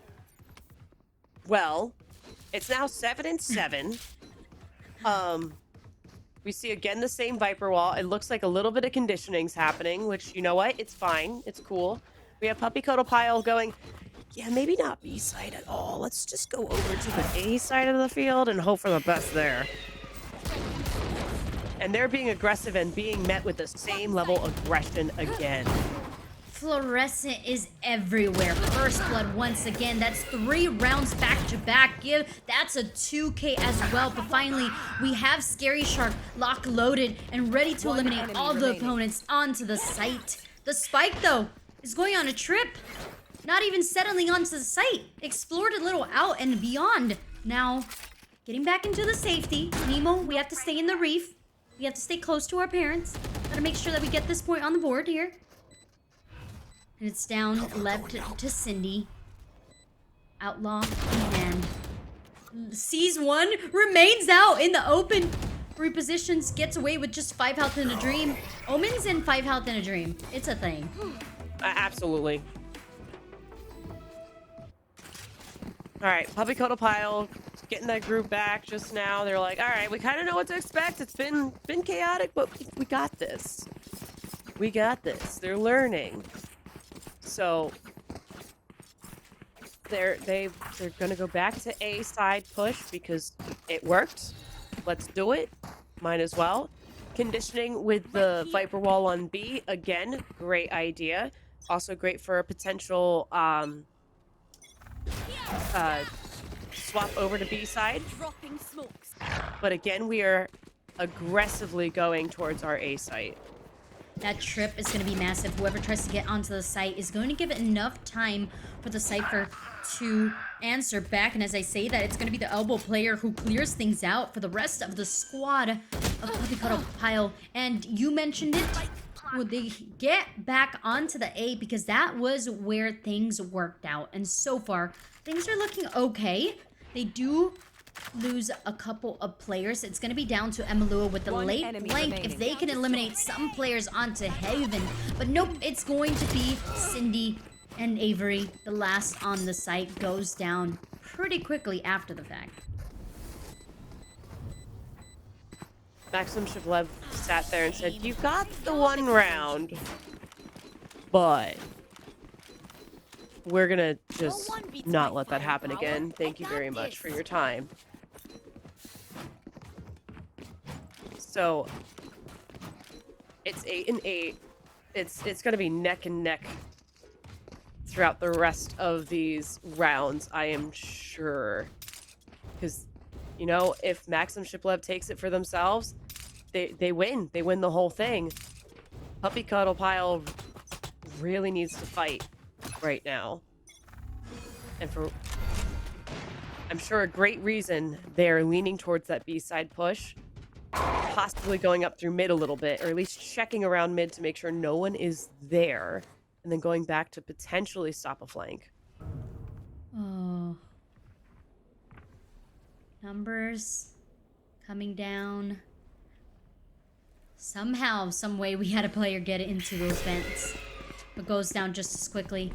After the fact that also, Fluorescent has gotten first blood once again. Clove, trying to remain alive, needs to get an elimination if they want to remain alive and help out their teammates, but nothing is working in the favor of Puppy Cuddle Pile, and it really just comes down to the fact that Fluorescent has got an operator in their hands. Fluorescent with an operator, scary. But realistically, all of these players Careful. are really heckin' scary. And again, it is neck and neck Puppy Cuddle Pile after going from B site going, you know, A worked great. Let's try A again. Full stack on the A site while Maxim Shiblev is completely spread apart with the Omen waiting for something, and immediately Fluorescent gets a pick with an What op. was that angle? I didn't even see the angle. It must have been like a pixel because there was no single angle for me. Brings out the Blaze Zone for us and gets 3, looking for the 4. Only 2 knights left. Gets another, and that's a second ace for Fluorescent.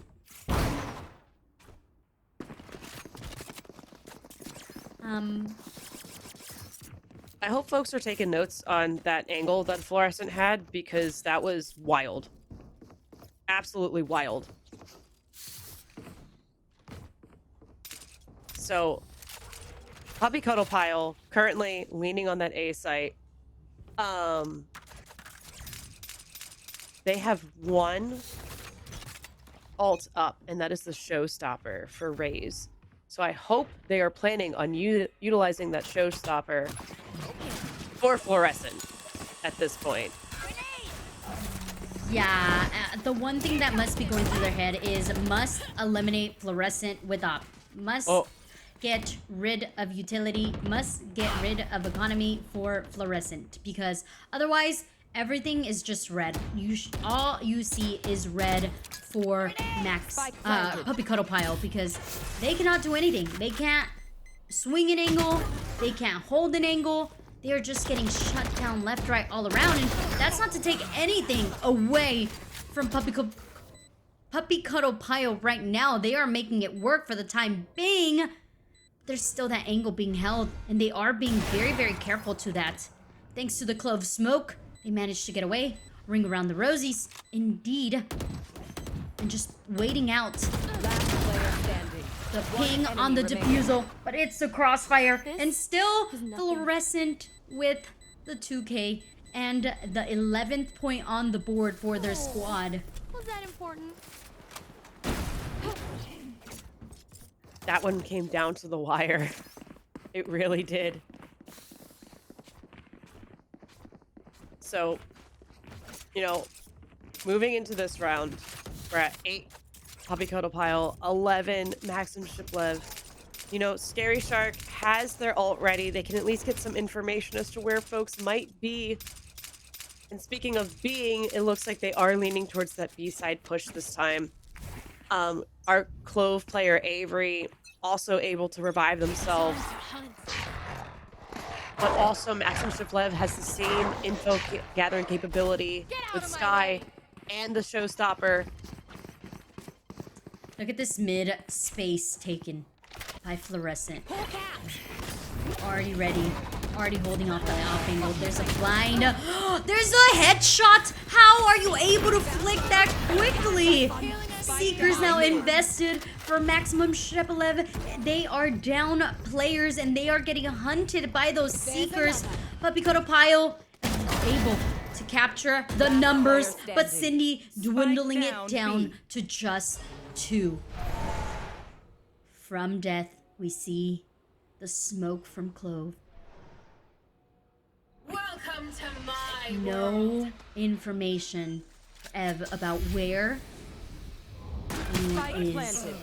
And it's going to be Emiluo who actually finds him and brings us just 2 points away from this, making this a tight game. Puppy Cuddle Pile's really sitting there making Maxim Shiplev work for this title. Absolutely making them work for the title. Now, Maxim Shiplev has 3 ults up. I'm sure we're going to see A-Love utilize the Seekers. We might see the Showstopper, but Cypher can now neutral theft. And that's going to be so much information for Maxim Shiplev to take this round, potentially. Oh, the denial of information there.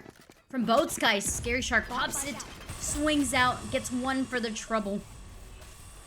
But still, the Spike has not found a home, and actually Clove is in the danger zone as well, as the lurk from B main is about to connect. The reaction there in favor of Avery, though. And now numbers once again in favor of Puppy Cuddle Pile, who are looking at each other like, what now? What's the plan? Looks like they may go up through B main, trying to get onto our B site. Our Omen's looking around. They're actually leaning towards the back site. They are assuming someone's going to come up through the main and smoke it off. But that's not going to stop Puppy Cuddles. No, they don't care about smoke. They are going to at least take their time and dash on the site. Oh, Cindy not quite prepared for the dash onto the site. 2v3, but still Fluorescent is still in Cage this triggered. matchup. Ev buys some space, clears up Heaven to make sure that nobody catches them off guard. Like you mentioned, Neural Theft is an action. Operator still in the hands of Fluorescent, who eliminates Avery, trying to get the trade, which is so crucial right now. And finally, we're seeing a little bit of change of momentum for Maximum Shepelev. It's going to be a save. No, at this point, I would absolutely save that neutral theft. They know where they are. It's 2v3. They could fight for it, but also maybe it's better to just play it safe and just make sure that they can get out with their weapons and kind of recoup for the next round. Just, From the front.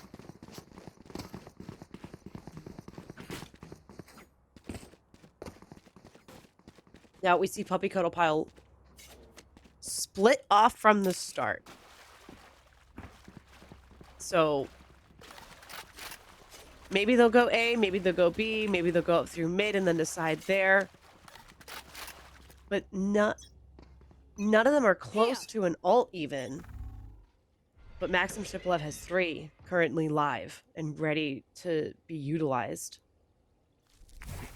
And I see we are taking this very slowly up through mid. Focus on information gathering as to who might be where before deciding to go up through mid.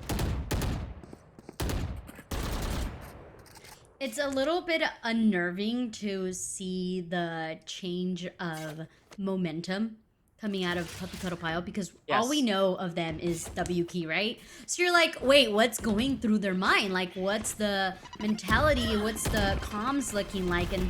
And so far off of that, they explode onto this B site using the help of the Viper Wall to secure them across. Scary Shark able to get one. The trade-off is there.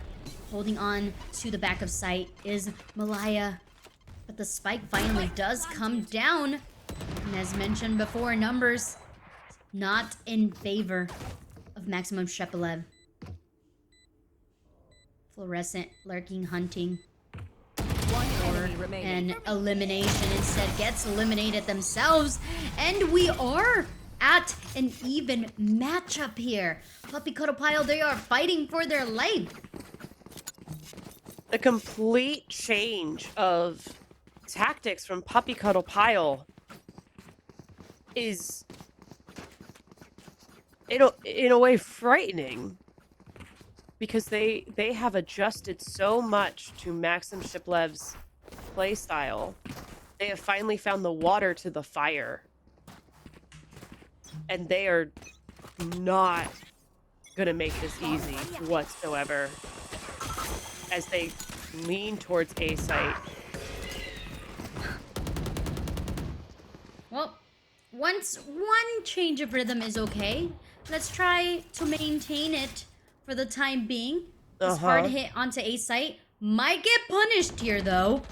As a Bucky in the hands of Fluorescent goes down quickly. And finally, Puppy Cuddle Pile kind of seeming here, Camila, like they might take the lead for once. Last player standing. Oh, we have Cypher as our last team player from Maxim Shiplev. With Avery planting. And Kid popped in and just good. Nope, found you. Match point. I wonder if it's a little bit of a mind game that Puppy Cuddle Pile played, where they slowed down so much that Maxim Shiplev is now unsure of what to do next. Because now they've shown they can play a slow crawl Right here. around the map. They can make sure that you're not sure where they're going to pop out from. But then they also fire onto a site with guns ablazing. I mean, the good thing is Your trail. they definitely feel a lot more composed. And I think they're also doing a good job at avoiding where Fluorescent is. Or, as this case, it would be to avoid the angle that Fluorescent is able to hold onto. They also just completely baited that site over on B. They invested a player and an ultimate as well, but that gave them the security of planting onto the site and potentially collecting that last round. Fluorescent, though, invests all of the Blade Storm on one player, the only one onto site. And as you can see, there is only one player that's nearby to secure that the defusal does not go through. But Max Shepelum, they're working towards that OT, but Scary Shark secures it, gets the 3K, and takes us to map number 3.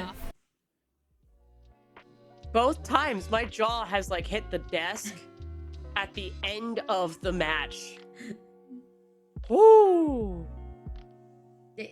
I could have sworn that that was gonna go the way of Max Shepelev because I saw the last two remaining players be so far off the site, and it was just Fluorescent there near the spike, ready to defuse. So I don't know if it was the mentality of, nah, let's just eliminate them all and then we can safely gather the point, or what. But kudos to Cuddle Puddle. Sorry, Puppy Cuddle Puddle, because they did phenomenal in securing that last one. Absolutely. You know, I'm sure we both can talk so much about what we just saw, but I think we need a moment to sit and like really think about what just happened and get a little bit prepared for map 3, which is Sunset. So We will be right back after this short break.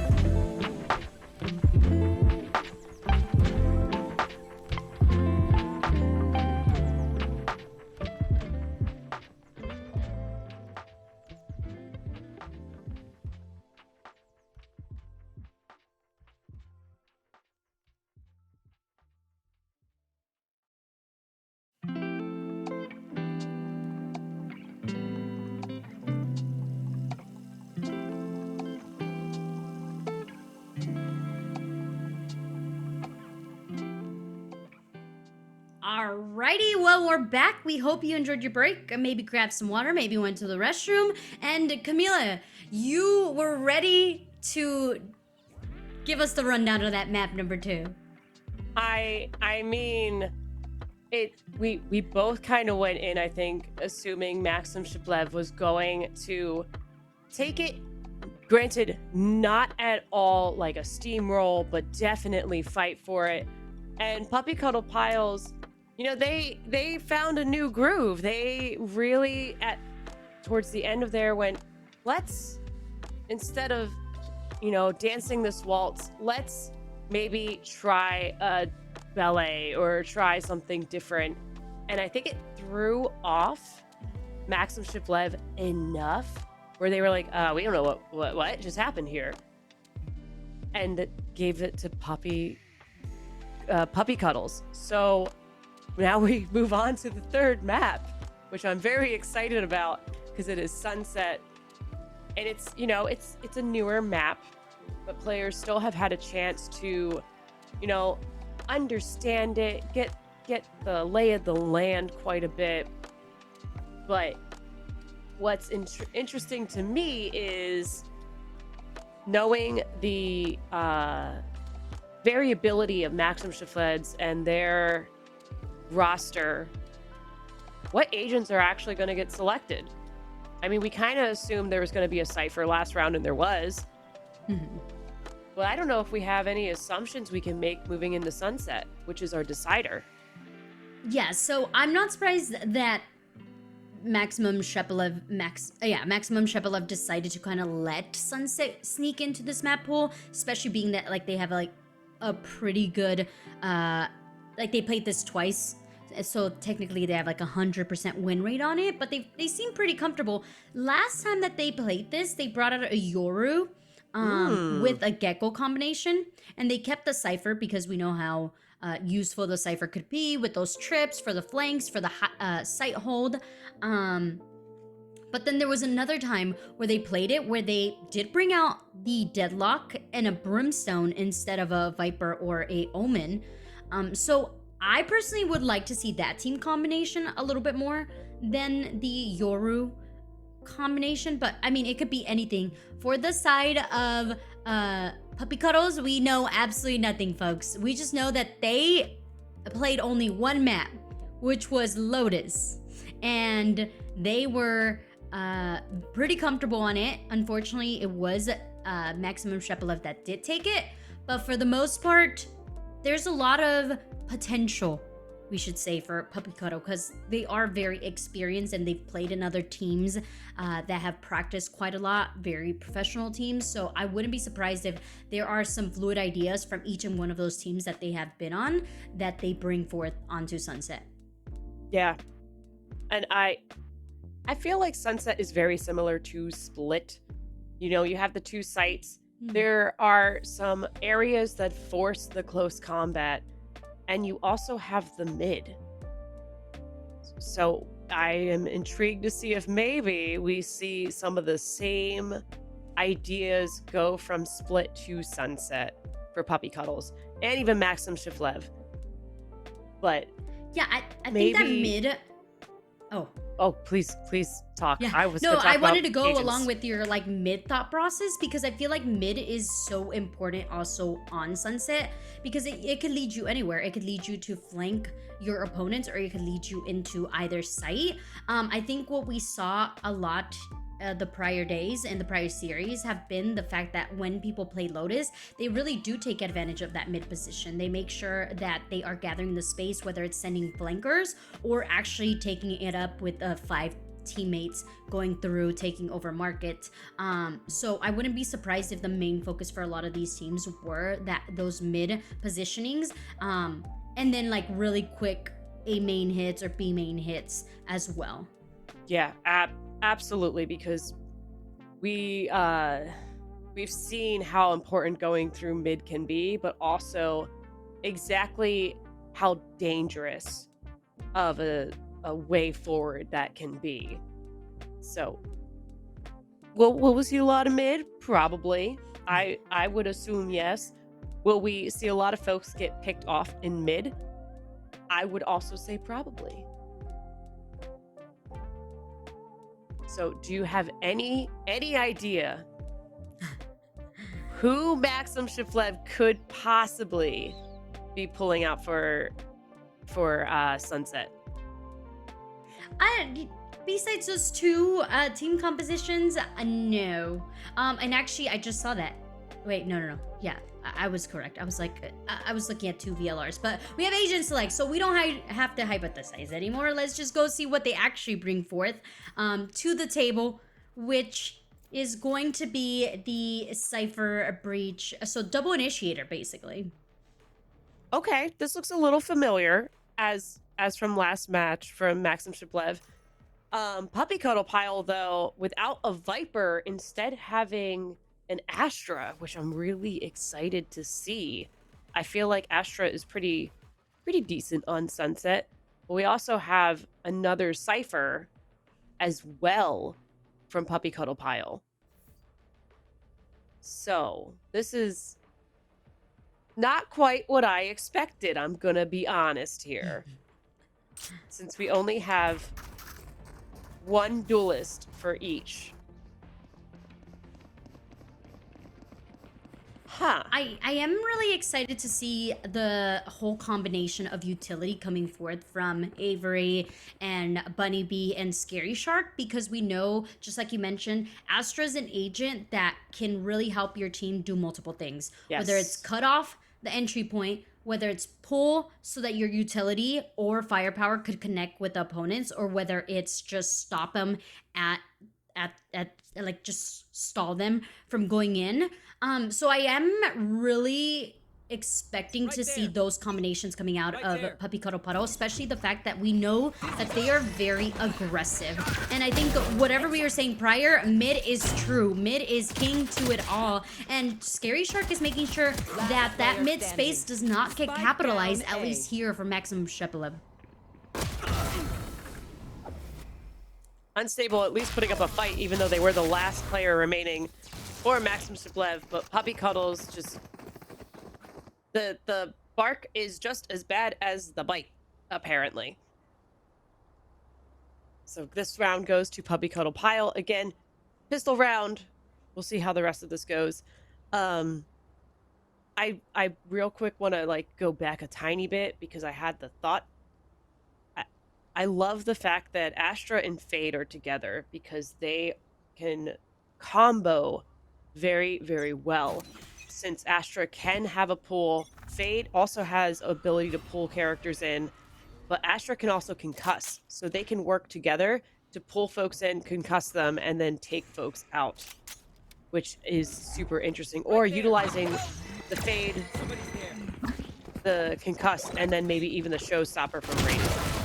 Oh my goodness. Okay, so Puppy Cuddle Pile said, all right, you want mid, we'll give you mid, but didn't expect for the whole squad of Max Shepelev to gather together and aggress onto the site. Although not a problem in sight for Emiluo, who just holds it down with a ghost and a dream.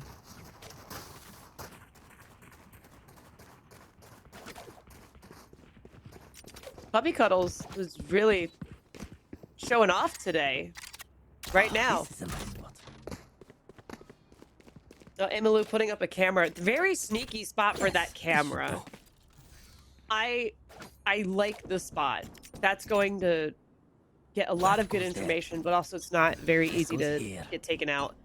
And I love how they're single-handedly taking over A's site.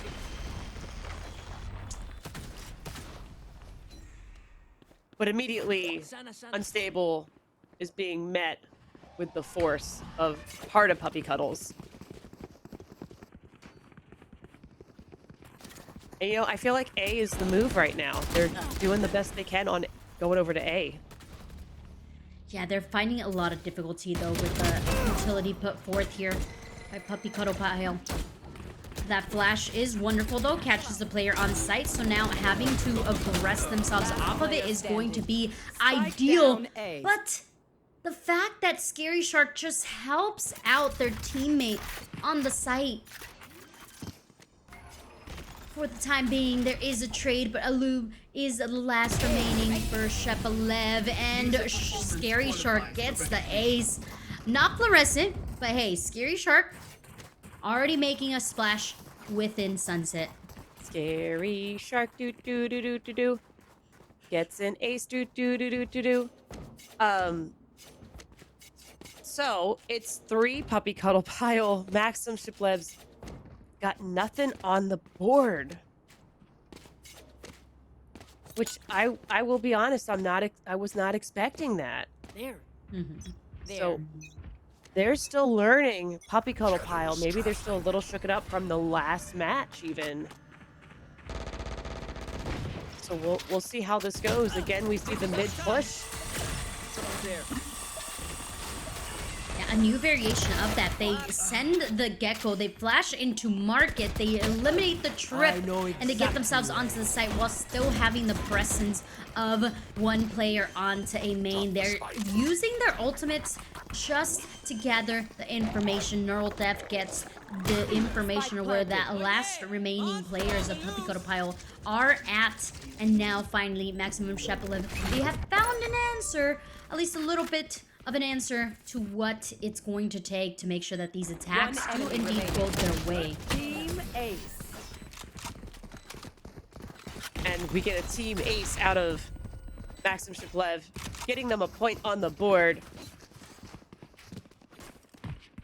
I wonder if they're going to do something similar at this point. They did use a lot of utility though, and a lot of the ults that they had to get information and try to get the upper hand there. Puppy Cuddle Pile also having ultimate as well with their Cypher and their Raise. So Puppy Cuddle Pile could get as much info as possible and then take down Maxim Shiplev.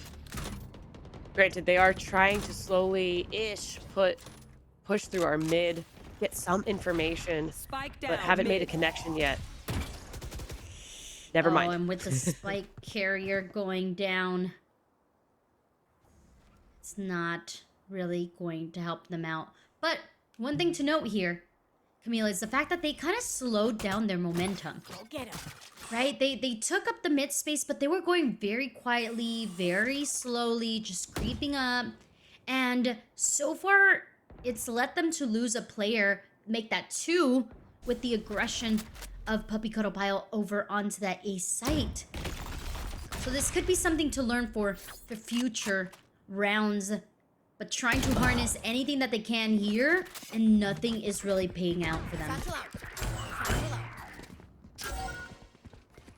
Yeah, it seems like slowing down was a little bit of the answer, but maybe they need something else. Player standing. Oh, Fluorescent. Try to keep it alive.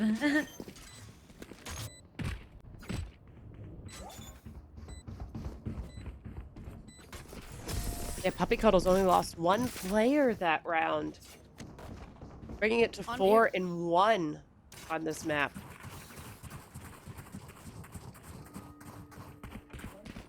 Now, I'm sure Maxim Shiplev has a plan. They're coming up with something, but maybe they need like a little bit of time There. to just wait for Puppy Cuddle Pile to get a little anxious and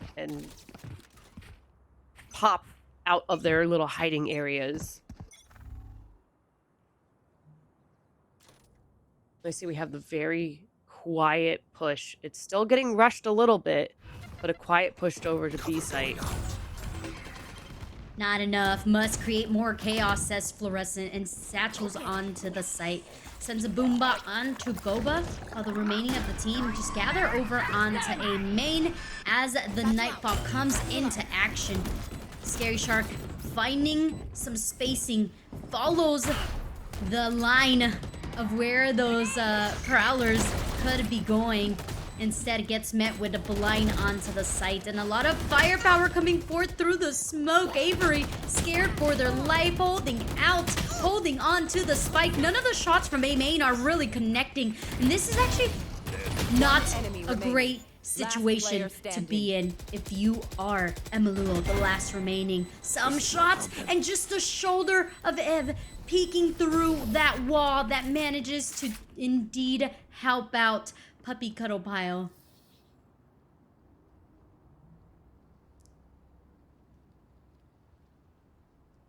I'm not even sure what to say. Yeah, Maxim Shiplev, they're like trying to change things up, and Puppy Cuddle Pile seems to just be able to like anticipate it just enough to deny them. Like, yes, Maxim Shiplev is able to get to the site and plant, but Puppy Cuddle Pile has been like, it's fine, we'll just retake it. No biggie. Fire in the hole. Yeah, their retakes are doing wonderfully. So this time around, Fluorescent just dashing on to the site, sends out that showstopper, and it didn't really pan out to do any damage. Instead, it's Luke who is lurking about A main that gets caught out. Fluorescent, tired of playing the front of B main, goes into CT and also gets eliminated. So right now, Maxim Shepelev, they don't have an answer to exactly how to stop the retake capability of Puppy Cuddle Pile. Still in sight. Oh, the stick onto the spike, a blind through the smoke. 2 go down. Ev has to reload. No bullets left in their chamber. And with that, it is the stick from Bunny Bee that does indeed continue to lead. And the track is fresh. they're playing Ring Around a Rosie just a little bit, and up into the end, they were trying so hard, but it still went to Puppy Cuddle Pile. So now we see Gecko has ult ready, which could be really helpful just to get information and also stun folks. And our Omen has ult ready as well for Maxim Shiplev, which hopefully can help them get onto site once they clear out a good chunk of it. It looks like they are trying B again, though, instead of changing things up, which means Puppy Cuddle Pile can anticipate the assault on our B site. So they enter with that Gecko ultimate, but no one is free from it. Bunny Bee remains safe in market and continues just to eliminate anyone who walks onto the site. And it almost looked like everyone was taking a turn at lining up with the shot fires of Bunny Bee.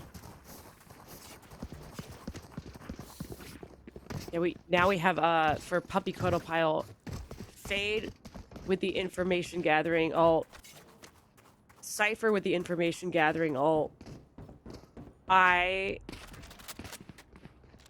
would be a little weary if I was Maxim Shiplev, because one player goes down, you have your neutral theft or neural theft, and then you just have Fade's ult that could just take over the site with a giant sea of fear and let them know where you are at.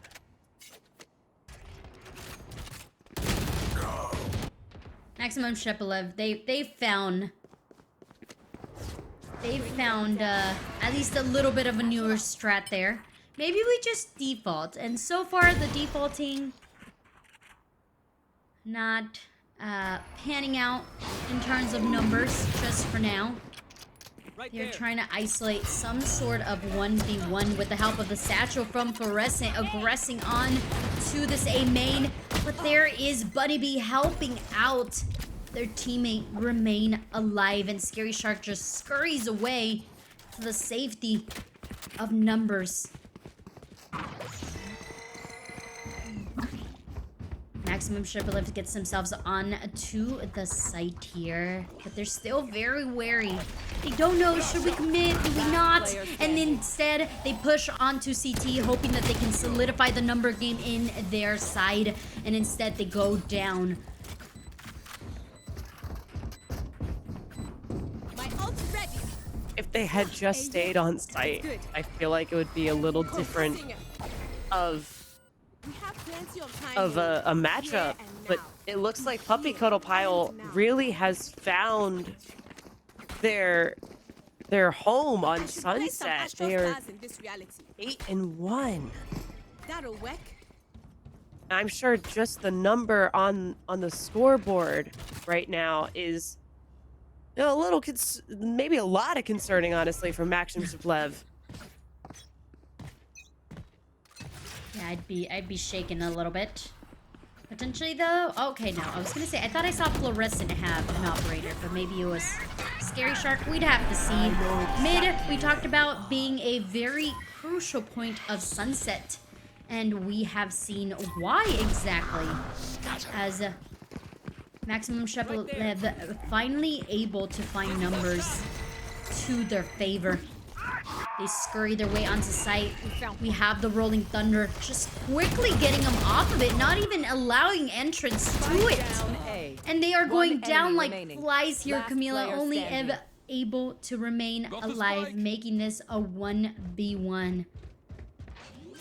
But Astra's a little far away from where the plant's coming through. Absolutely. Spike's been planted, so it's only a matter of time. Astra has to do something, or can choose to save here, giving Maxim Shiplev a point on the board, getting them above the 1 that they have right now. Eve seems very unsure of what to expect. Astra playing mind games, but unfortunately taken out at the last second. Yeah, definitely needed that for morality's sake. Oh, yeah.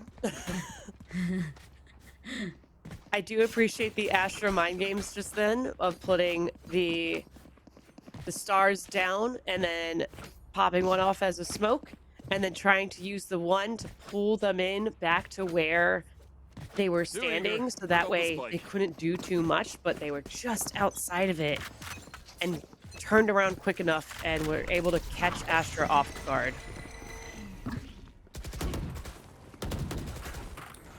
Ooh, a lot of mind games also being played in mid. The flash was avoided. Scary Shark able to get into the getaway car and rely back into the safety of their home, while 2 players of Maximum Shepelev go down, now leaving the rest of the squad searching about this A site. They don't have much information, so clearing out every single angle is crucial. You know, we've talked about Puppy Cuddle Pile being aggressive, but if you look on the map, they're holding their positions. They are not moving too much. They're waiting for that information from Max and Shiplev. And now they have it. They know where they're at, so that way they can rush over to the A site, hopefully. But Fluorescent might stop them. Fluorescent needs to go big here, needs to even out the numbers in their favor. It is getting pushed back by every single piece of utility. Lube in the back of sight. Meanwhile, their teammate gets zoned out, unstable, now needs to reposition back into elbow, uses the Thrasher and catches one, but where is the second one? Cosmic Divide going away. Nades being invested and unstable. Just takes some of that damage. Positions himself in the perfect placement for the crosshair to just be at the tip of the head of every one of their opponents. And Maxim Shepelev fighting to remain at good odds. In the half. Time to spend this cash. That was very good use of utility from Puppy Cuddle Pile, but also Maxim Shiplev took their time and waited for that information just enough to take that last match. And you know what? It's the last match before the swap. So both teams are probably going to go big on this one. And I'm sure, you know, we might see an explosion onto a site, but we also very well may see a slow and steady race to the end.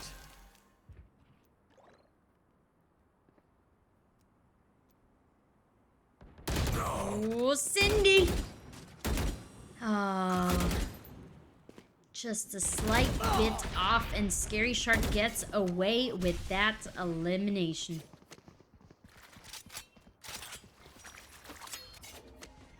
Interestingly enough, he gathers all of Maxim Shepelev over onto this A site. Cage triggered. I wonder if they saw all of the cipher tripwires and everything and went, nah, not there. Yeah, now it's a slow crawl up to A, going big or go home now, I guess. Gots to go right about now. Rolling Thunder clearing off the site, but there's no way to entry.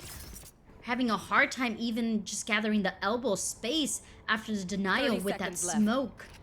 Leaves him off wondering where could his opponent be. Aftershock to the back of sight, but also the showstopper gets invested here and leaving the odds in their favor for the time being.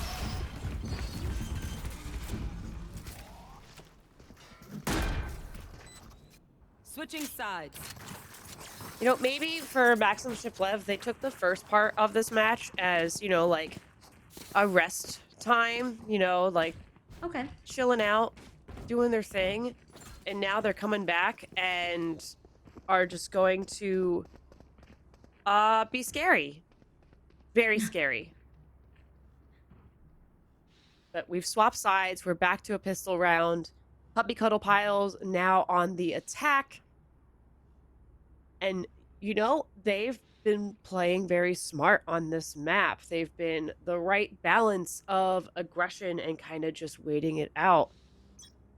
So I wonder if we're going to see the same play style or if they're going to go back to the hyper-aggressive mode. Well, Fluorescent's gonna make sure that this A main is off limits for the time being. Although does get traded off. A 1-for-1, but still A wants to be the it site here for Puppy Cuddle Pile. That's the only spot they know, and Unstable is making it not a so reliable source to enter into. Avery catches the rotation from the A-Link, but it's Shepelev who finally finds their footing and continues to lead.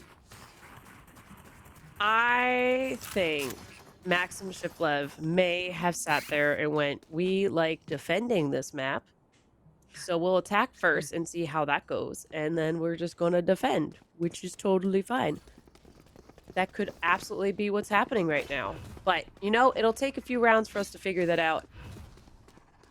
We now will have to see how Puppy Cuddle Pile manages after that first round of Maxim Shiplev's defense on this map.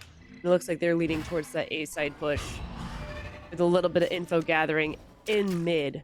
And we have our Cypher lurking, ensuring there's no flank. Oh. Last player Okay, standing. okay. Spike down. I think they got the message. Do you think they got the message? I think they got the message. I think it was very clear. So we expect a different site to be hit Yeah. after this. Yeah, I think so. I would fully believe that maybe, you know, go B site, not A site. That's just me. I could be wrong. Yeah. But it looks like they are leaning towards that B site push.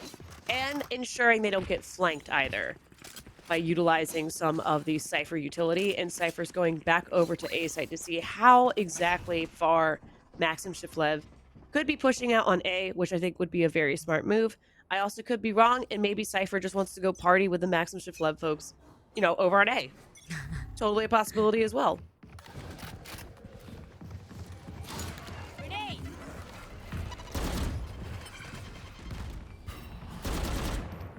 Satchel out. Maxim Shepelev just giving up the site. We don't gotta fight for it. Okay, Cindy didn't get the memo. You're gonna give up the site, but that's okay.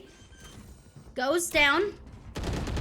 Lube for gathering so much information with that camera that got away for a second. Spike planted. But finally, they were able to get rid of it. We're waiting on the quick rotation here from Scary Shark that was on A. But we also have to keep a lookout on this mid-market position. Unstable, also thinking we're on the same wavelength. We bring out the wingman to get themselves onto the site. Also the Dizzy. There's a couple of trade-offs here. Fluorescent remains alive, uses the paint shells to zone out the main player. But it's still Emiluo who just shoots through the cage and gathers that 9th point. You know, I was watching and kind of questioning that Cypher in mid who was just sticking around, just waiting for the flank. And I sat there and thought maybe they'll flank as well, but they didn't, which was interesting, but it worked out for Puppy Cuddle Pile. My ult's not ready. It's now a 9 and Careful 6. here. 9 Puppy Cuddle. Oh, wow, this is a mouthful to say every time. Yep. Puppy Cuddle Pile and Maxim Shiplev. My ult's not ready. And it looks like Puppy Cuddle Pile definitely is taking that message to the heart of maybe just go B site. Grenade. If it worked once, it shall work again. But in response, instead of just nilly-willing out there, we do see a couple of trips. The Cypher camera already enacted. And some shots through the smoke that now eliminate Avery. No more smokes for this post plant. They are going to have to rely on the Cypher. Meanwhile, the Spike not really sure. Are we committing? Is anything else going to happen when I start planting this Spike? And so far, it's going to be aggression for Bunny Bee onto CT. The C's connects with both players that are holding out there. And eventually, it's going to be Laya. Just looking, waiting for the push to come onto the site. The Hunt also gets invested to know the position of their opponents. And Maximum Shepelev, they're having such a hard time One down. connecting and retaking this site.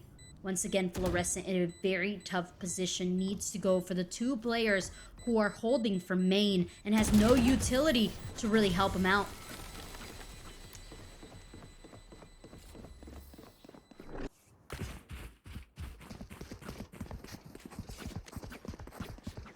It was unfortunate that there was no utility left to be used to at least try to clear or make some space in that corner to draw out Puppy Cuddle Pile. But maybe this time, if it happens again, maybe they'll have the utility available. But for now, Puppy Cuddle Pile 10, Maxim Shiplev 6. It can go either way at this point. Yeah, Shepard just needs to work on retaking together. That was not the play here. The play was maybe to stop them at the start, but things so far are not panning out. Neural Theft invested for the side of Puppy Cuddle Pile.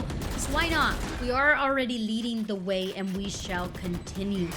Down to just Alub, who's over onto Market. Sheriff in hand finds one. Astra looking the other way.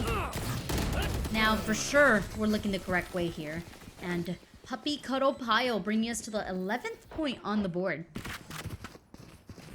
You know, Puppy Cuddle Pile utilized the fact that they hadn't been, like, hyper-aggressive in a little bit, and I think caught, like, everyone off guard just then. Because it was a slow move on site, and then suddenly, everything was happening at once. Yes, this should do. That goes there. We had ults, we had utility, we had bullets firing. It was a lot. Maxim Shiplev was aggressive. Opposite sides, but still. Same concept, for sure. Concept, yeah. And the concept continues. They're gonna progress on to this A site in a really quick read because of the Cosmic Divide. It came into play as soon as the barriers came down, and it gave Maximum Sheplev the hint. But unfortunately, they still could not stop Puppy Cuddle Pile from aggressing forth. Numbers definitely not in their favor. At least the ultimate is in the hands of Fluorescent, and finds one looking for the second. Doesn't commit to getting that elimination, and instead gets eliminated themselves. And we are down to match point. Just a reminder, Maxim Sheplev, they are the returning champions, and they're looking to not be dethroned, but Puppy Cuddle Pile is looking to be the new Academy winners. I'm sure that Maxim Shiplev is using this as fuel for their fire. They don't want to lose this title. So we will see how they go about managing Puppy Cuddle Pile and their attempt over to B site, as they are slightly taking their time but still being rather aggressive about it. Oh, Scary Shark does damage. You will be happy. Although also does damage to themselves. But hey, remains alive. Gonna retreat. Hunt for some more blood onto CT. Although Blinded regresses back onto the site. Maximum Sheplev, if they're gonna do something, they gotta make sure that they start right about now. Otherwise, we're gonna have such a hard time holding off those players from B main. Investing Thrasher into the mix. Connects with one. Holding on to the spike is Ev. Ev just continues to hold as they push on through. Gets it halfway. But there was nothing that could be done with the firepower that has came forth from Puppy Cuddle Pile. And they are indeed the winners of this grand final with their adorable logo. You know, I love seeing the fact that, you know, it wasn't just a steamroll. They fought every round, every match. It was very, very even. And I think I could go so far to say that, you know, our underdogs kind of won. I think we all thought, you know, Maxim Shiplev won last year. There's a good possibility they're taking it again this year. But we have our maybe underdogs isn't the right term, but under puppies as our winners. That's a good one, yeah. Under puppies, the cute puppies. Best Mhm. puppies.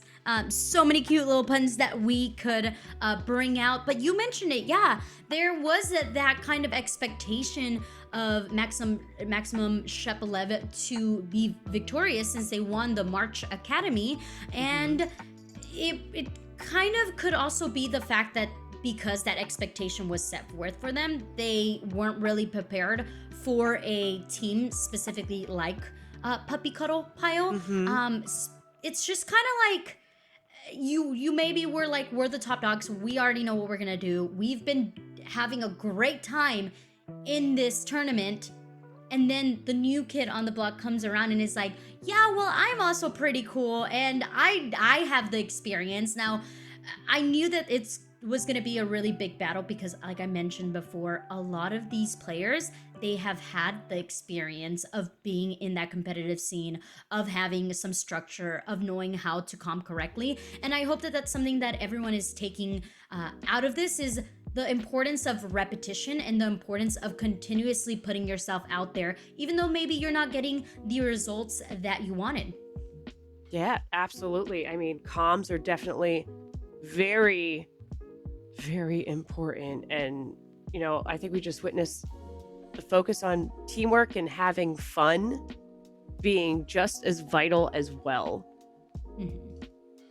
And also making it easier to work together. As my cat just meowed and agreed.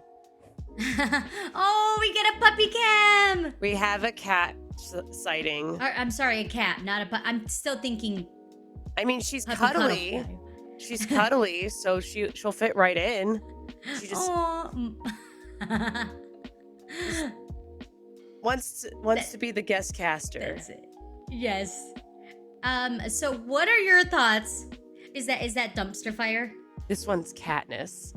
Okay, Katniss. I'm so sorry. There It's is a okay. cat named Dumpster Fire, okay? I'm not just making this up, chat. Katniss, do you have any final thoughts on our teams? Maybe something that you were surprised about, or something that I guess the audience could kind of take away for the most part from this series? Expect the unexpected. Basically, don't expect to see any team potentially just take it all, because just working together well can do wonders. I am honestly just so excited that I got to see some incredible matches. I'm sure production can verify my jaw hitting my desk multiple times from various plays, whether it was just something that was completely unexpected, or it's just how things played out and there was just absolute chaos on the screen. But that's a Valorant game at this point. But yeah, Yeah, it's absolutely expected. wonderful. I think throughout this whole weekend and throughout just watching, like you mentioned, so many new teams come in and out of this tournament. The biggest takeaway I think that we would love the audience to know is you can also get involved in this. You can also be a part of it. !Radiant in the chat. This is a tournament to get you guys not only the experience, but also get you the repetition. Also, just try out new team compositions. Be silly. Have your friends come in here and try it out. I mean, there is a requirement of you having to be diamond and above, but I'm sure we have tons of diamond players out there that want to just get a taste of what it is, or just do it for fun. The important thing is that you are having fun. And with that, we do have an interview for you. We're gonna have a second interview with Nora, who we just spoke to before. Hello, Nora. How are you doing? I'm doing good. And yourself? We are doing Hello? great. We're so excited to have you back. So you said have fun the last time we spoke to you, which was about 2 hours ago. Are you guys still having fun, or were you guys sweating a little bit more? Because it kind of felt like you guys turned up the heater. We had fun the whole entire time. Even map 1 when we lost, we were trying to have fun, and it was we still lost, but emphasis on having fun, keeping our mental up the whole entire time, not giving up. When you're down on map 2, 9/11, it was okay, keep having fun, but let's just let's go for more and more. And then map 3 was just fun, getting to play Rays. I was told to play Rays, and I was just like, took it and ran with it. And my teammates were insane, just playing well the whole entire time, giving me insane comps. Yeah. It was delightful watching y'all play just now. How do you feel after all of that? The whole competition. I feel great. It was fun. Like day 1, it was just like a really blast, and then coming back to day 2, when we had to like got some more training experience with each other, it had even more fun. Not gonna lie, I'm so grateful for Radiant Academy for hosting, or Radiant for hosting Radiant Academy.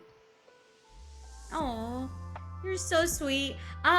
So you sound sweet, and obviously your words are really, really sweet. But when for you does it kind of switch mentality of, hey, I could, or I need to lock in, right? Because I'm sure for every player there's a moment in time where it's like, I cannot focus on anything else but the fact that we need to execute here and now. When do you kind of make that difference in your brain? I think for me, my biggest mental reset is between maps, where I can just like get up, get some air, splash some cold water in my face, and like that's the time I just like reset my mental. It's like map 1 didn't play the bus, we go to map 2, right? It's like blocking in, and I get there and I try to have fun. It's like my secret. Awesome. Okay, well, I'm gonna write that down because I need to get out of plat. Yep. Gonna go splash, get reset it all out. And then you guys are quote unquote the new players on the block. You didn't play the last academy, so did you have any expectations going up against Maxim Shepelev? We didn't really have any expectations. I think we didn't really have much prep for Sunset, so it's just like not really sure what we were expecting. So we just went in kind of dry, hoping for the best, with the emphasis on just being there for each other. Was our main game plan. I love that. Well, you guys definitely did that. I think you guys took it away. Camila, any last questions? No, I don't have last questions. I was just gonna say, like, y'all played like you have practiced a whole bunch, and I was impressed with the gameplay on all of the maps I have seen y'all play today. So I be proud. Y'all did great. Thank you so much. It means a lot. Oh, you're so sweet. And yes, congratulations. Enjoy the victory. You are officially the Radiant Academy 102 winners. Congratulations to you and your team. And any final words for your fans in the chat? Thank you so much for rooting for me. I'm just a random person on the internet, but every time I watch this chat and you guys are cheering for me, it makes me so happy. Thank you so much. Oh, you're not just a person on the internet. You're Nora. You're Nora Sharp. We actually made a song for you. Actually, Camila made a song for you. It was Scary Shark doo doo Do, doo do, doo do, doo. do, do. Mhm. And the bonus line of got an ace doo doo doo doo doo doo. Thank you. It's a nice song. Thank you. You got to serenade Nora, Camila. I hope you feel great. And bye, Nora. Have a great rest of your day. Enjoy some food, or maybe rest up, whatever is next for you. And for all of you guys at home, thank you so much for hanging out with us. We had a blast. I know for a fact, if the whole weekend that I was here, it was so wonderful getting to see all of the different styles and all of the new ideas that are being brought forth into the Valorant community, whether it's agents, whether it's team compositions, whether it's new players coming together. It was phenomenal. Camila, any last words? Thank y'all for having me today. Like, just the little bit I got to see, I'm so excited to see where all the players are going, like, next, whether you do keep playing and get into more competitive scenes and everything. That this was already really competitive and absolutely like wonderful and slightly scary, but y'all did absolutely wonderful, and I hope everyone who participated is proud of themselves, because whew, wonderful matches, absolutely wonderful matches. Couldn't agree more. And you can get more involved and also help us out here at Radiant by supporting us via our merch store. If you haven't checked it out, you can get all types of Radiant merch over at radiant.store, or you could also be involved with a lot of the projects that we have going on, !Discord in the chat. Don't forget to follow us all on social. And once again, it has been a pleasure to cast this Radiant Academy 102 for you. We will catch you next time.